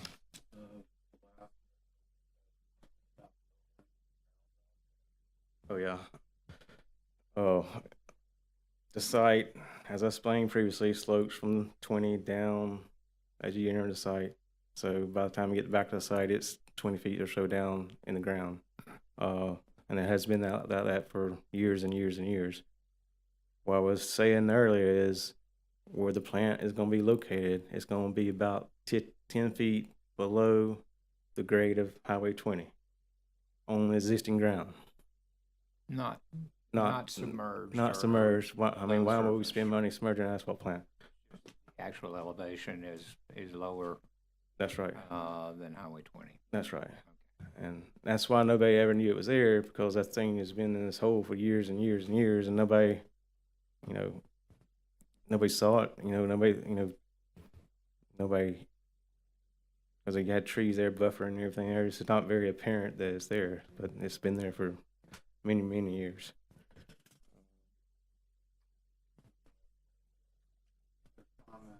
Oh, yeah. Well, sulfur dioxide is an additive that can be added to asphalt, but I mean that's not done around here, so I don't know where that come from. But another comment they had about we should be having a permit right now for clearing 1 acre. That's the NFPDES permit that they're referring to. Yes, that is required for construction activities that clear an acre or more, and that's only during construction period. This site is, we've got the ERP permit waiting to go to construction, and once, if the thing's approved, we will apply for that permit at the appropriate time. We have to give them 48 hours notice to apply for that permit, so we got plenty of time. And I will note that state law preempts us from our previous ability to require those permits being handed when you make application to Walton County. We are preempted by the legislature and can no longer require those permits up front like we used to do. Yeah, I mean, that's permit we always get. It's just the way the system works. You seek local approval, and then you get either state or federal permits that are conditions of approval of the local approval. yeah, and that's standard operating procedure for MPDS. It's done right prior to construction because you don't want that exposure. So, yeah. Anything I miss? Any other questions for Mr. Baker? Yes, ma'am. There's not one, but we're up there. We've got an area up there. We're to the probably going to be on the east side of the site, but it'll only be like one bathroom, so it's nothing to it. Thank you, Nolan. Thank you.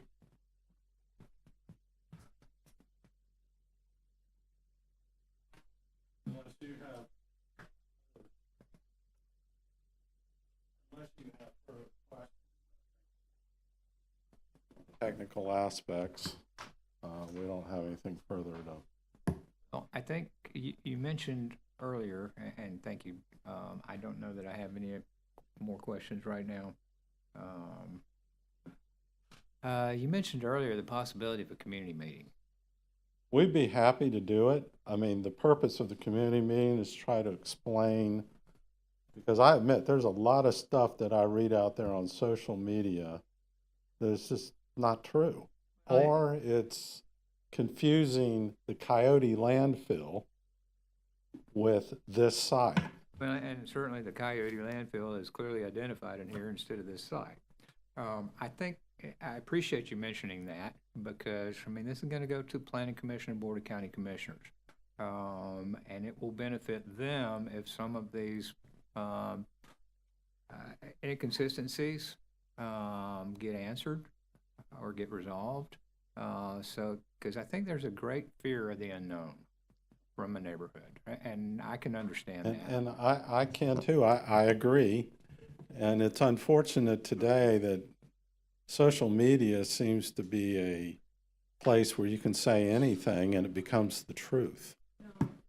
And it is how people communicate these days, whether we particularly like it or not. It is a pretty common communication vehicle, and you're exactly right. Everybody has the same credibility. That comment looks just like mine. They're side by side. They must be equally credible. Yeah, they must be when that right. is never the case. But we would be happy to have a meeting. We would be happy to bring, I brought my can of bitumen today so that people could see what bitumen is. It's also the stuff, if you have a shingle roof, that they put on your roof underneath the shingles.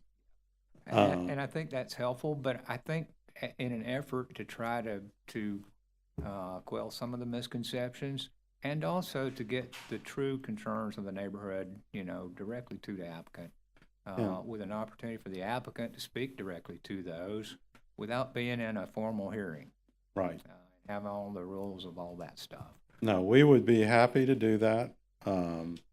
We could perhaps, based on how many people seem to be interested in this, I probably want a large facility. Maybe I can use I'll look into using go over to Hammock Bay to their community center. I think this would be a good expression of goodwill from the applicant, and I think an opportunity for the applicant to answer a lot of questions that you may not be able to adequately answer once we get to public hearing. Okay. But if y'all would be willing to do that, I think that would be a very good idea. And if people there think that that's not large enough and they got a suggestion of where they would like to have a community meeting? In Hammock Bay?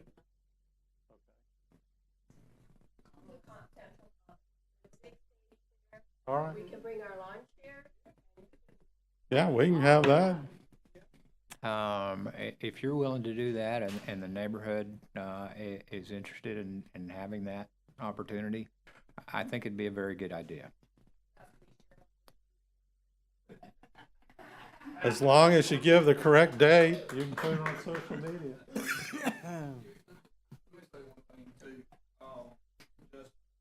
And I just wanted to reiterate that I made a couple of friends from Hammock Bay a few weeks ago, and I think he can attest that, you know,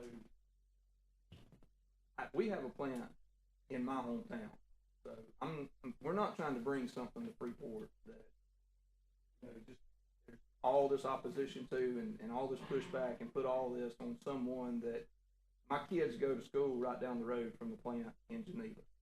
And you know, I probably can't do this with 500 people, but if there's a select group of people that want to come to the plant in Geneva, I'll give y'all a tour just like I did then. And you know, I think a lot of that is sort of misconceived a little bit. I think there is some fear going on.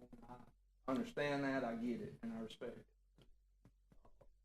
But yeah, we'll be glad to do whatever we can reasonably. Now, if the argument is we just don't want it, then we're probably never going to find middle ground. Lunch included.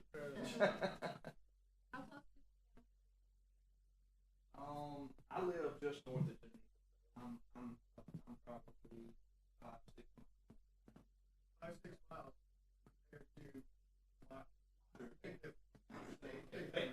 They were very accommodating, and we have no problem. Asphalt's not the problem. Folks, if we could come back to the podium here, we do have a court reporter here, I think, that's taking some notes, so we do want to make sure we get everybody's comments on the record. Yes, ma'am?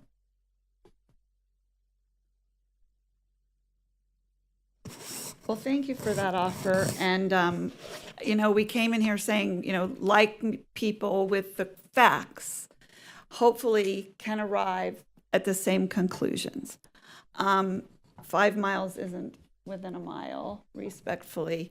Common sense, when we talked about the weight of the trucks, and we just discussed the grade of the road onto Highway 20, which if you look at the marked accidents that are on the county website that have occurred along Highway 20 in just recent years.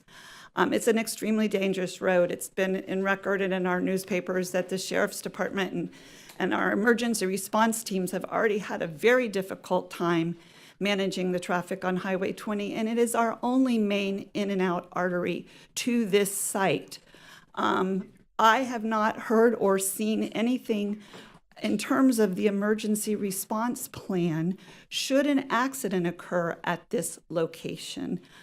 We would have a really difficult time, or I would assume getting the emergency response teams needed at the site, in addition to simultaneously possibly having to evacuate thousands of residents.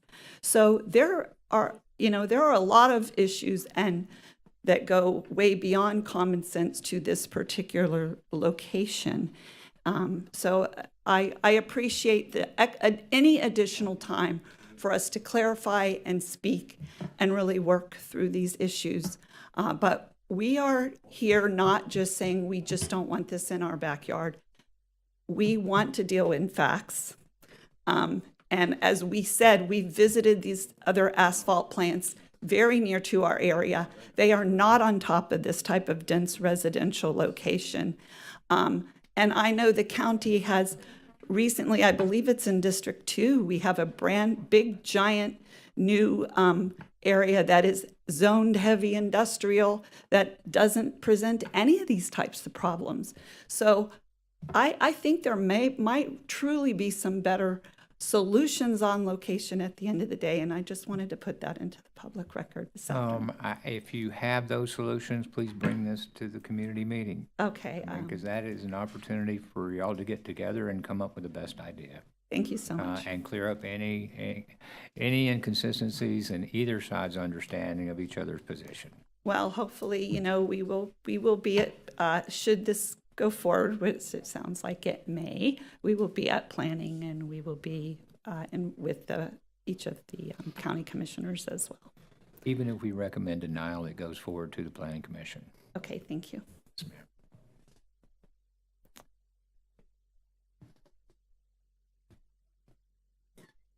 Yes, ma'am. One last comment. Peggy Dickerson. I really wasn't planning on speaking, but there's a couple of things that have been brought to my attention, such as are the ponds lined? Because that's going to be very important, whether I don't think they are contaminants proposed leach to be into lined well- as designed. Pardon? I don't think they're proposed to be lined as presently designed. Well, then contaminants will seep into the groundwater when it's only 10 feet deep. About the, I don't understand how asphalt's made with petroleum products, which do carry toxins. So I don't understand how it cannot be not toxic. The Environmental Protection Agency regulates that, as does the Department of Environmental Protection. Okay, I'll look into that more. They preempt us on those things. And another thing that was not addressed was, granted, they may be controlling the dust in the plant site area, but what about the dust coming off the trucks going to and from the plant? And also, the weight of the trucks is a concern because they have to accelerate and decelerate to enter the plant. So I the think- weight of those do matter. I think the dust coming off the trucks while they're traveling on public roadways is regulated by DOT. Because they have to have those screens across the back to prevent things flying out of the back. Okay. There was a time when that wasn't required. Oh, I know. We had red just clay like all there over was a time everything that when we people were also out moving used stuff. VCR tapes, but things evolve and we find out Better ideas. health problems and stuff down the road, and also property values in Hammock Bay. 8,000 people. That's I believe that's 3,500 homes. And I appreciate that, but there's been no evidence of any possible diminution of property value related to this proposed development. Now, we may Well, all maybe not feel this like that, proposed, but others there are. but, and in my time here, Valuation. in my 17 years, I've never seen anyone present any competent and substantial evidence that a proposed development is going to reduce someone's property value. Now, we all have feelings about that, but in our county, that just has not happened. Well, Not saying it sort of couldn't depends happen, on how well but the when plant is run and if it get contaminates the neighborhood or not. Yeah, I wouldn't disagree with you Okay, on that. thank you. To That was- establish that the proposed development is going to reduce my property value, I've got to provide some evidence from somebody that's an expert in property valuation that can demonstrate that that would occur. Okay, that's Otherwise, That's it's just the helpful. way we feel. okay. And I don't disagree with you. Okay? Thank Just you. trying to make a distinction between how we feel and the kind of evidence that's going to be weighed Well, when this decision is finally made. I personally would look forward to a presentation from. Well, and I think, I Developers. absolutely think Mr. Shipman's suggestion for the community meeting was an excellent idea. To me, it shows willingness of the applicant to meet with the neighbors and to try to explain things that may not be as clear as they can be. Well, I'm also, just for their benefit in their presentation, I am also worried about the wildlife. That ever since I've moved to Hammock Bay, I have been amazed at the amount of birds and animals and wildlife that are in our neighborhood. I don't want to see them chased off. This is a wonderful place we live in. Yes, it is. And I I'd like to completely keep agree it with that way. Yes, ma'am. Yes, sir. One last comment. My name's Joe Moore. I'm a local fishery biologist, and I've worked teaching marine biology for 15 years in this area. I volunteer with Choctawhatchee Basin Alliance. I worked for the National Marine Fisheries Service for several years, so I do have my background in marine science. And one of the things that concerns me with these holding ponds that they proposed is that we have these storms and a lot of runoff. So even though that material is solid and stuff is in the holding ponds, eventually it will reach through overflows or leaching into the soil, and it will impact our bay and our creek systems. And have we addressed those issues, especially since they're saying it's in a lower ground area? That's my concern, is how negatively it's going to impact. We come down here to live on the bay, to see the wildlife. Yet I know that Choctawhatchee Bay is, in essence, dying slowly. Thanks to Alabama. And so we are adding more industries. So we have to not think of the past, oh, this is a status quo. We have to think, how can we protect that bay? Because basically we're here for the beach and the bay. So I kind of want us to address that and look at that, how that's going to impact us, or how the low spots and how there's holding ponds and how leaching into the soil and how that water overflow into the creeks will impact the bay. Thank you. Please come to the community meeting and have that discussion with the project's engineer. I'm sure they'll be happy to share all those details. Gary, any final comments? Unless you have questions, I mean, some of the things we've heard, we'll go explain at the community meeting. I think there's very much a misunderstanding on how the site is, or how the stormwater system works, or what kind of pollutants actually come from a hot mix asphalt plant. But unless you have questions, we'll just wait for that. I don't think I have any more questions this afternoon, now that it's afternoon. I do appreciate your willingness to hold the community meeting. I think that will be very helpful in making sure that you all understand the neighborhood's concerns and they understand exactly what you're proposing to do out there, and how it's going to be constructed. What do you want to do today? I want to move forward.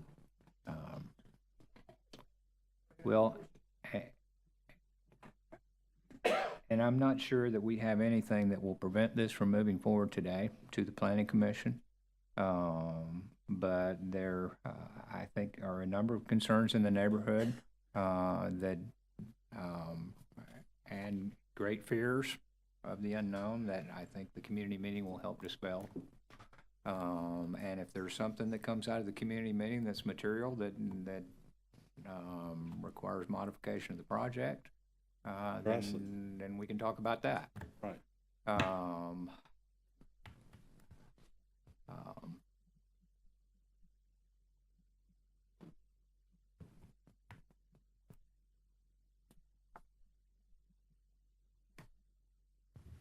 Do we have a recommended motion?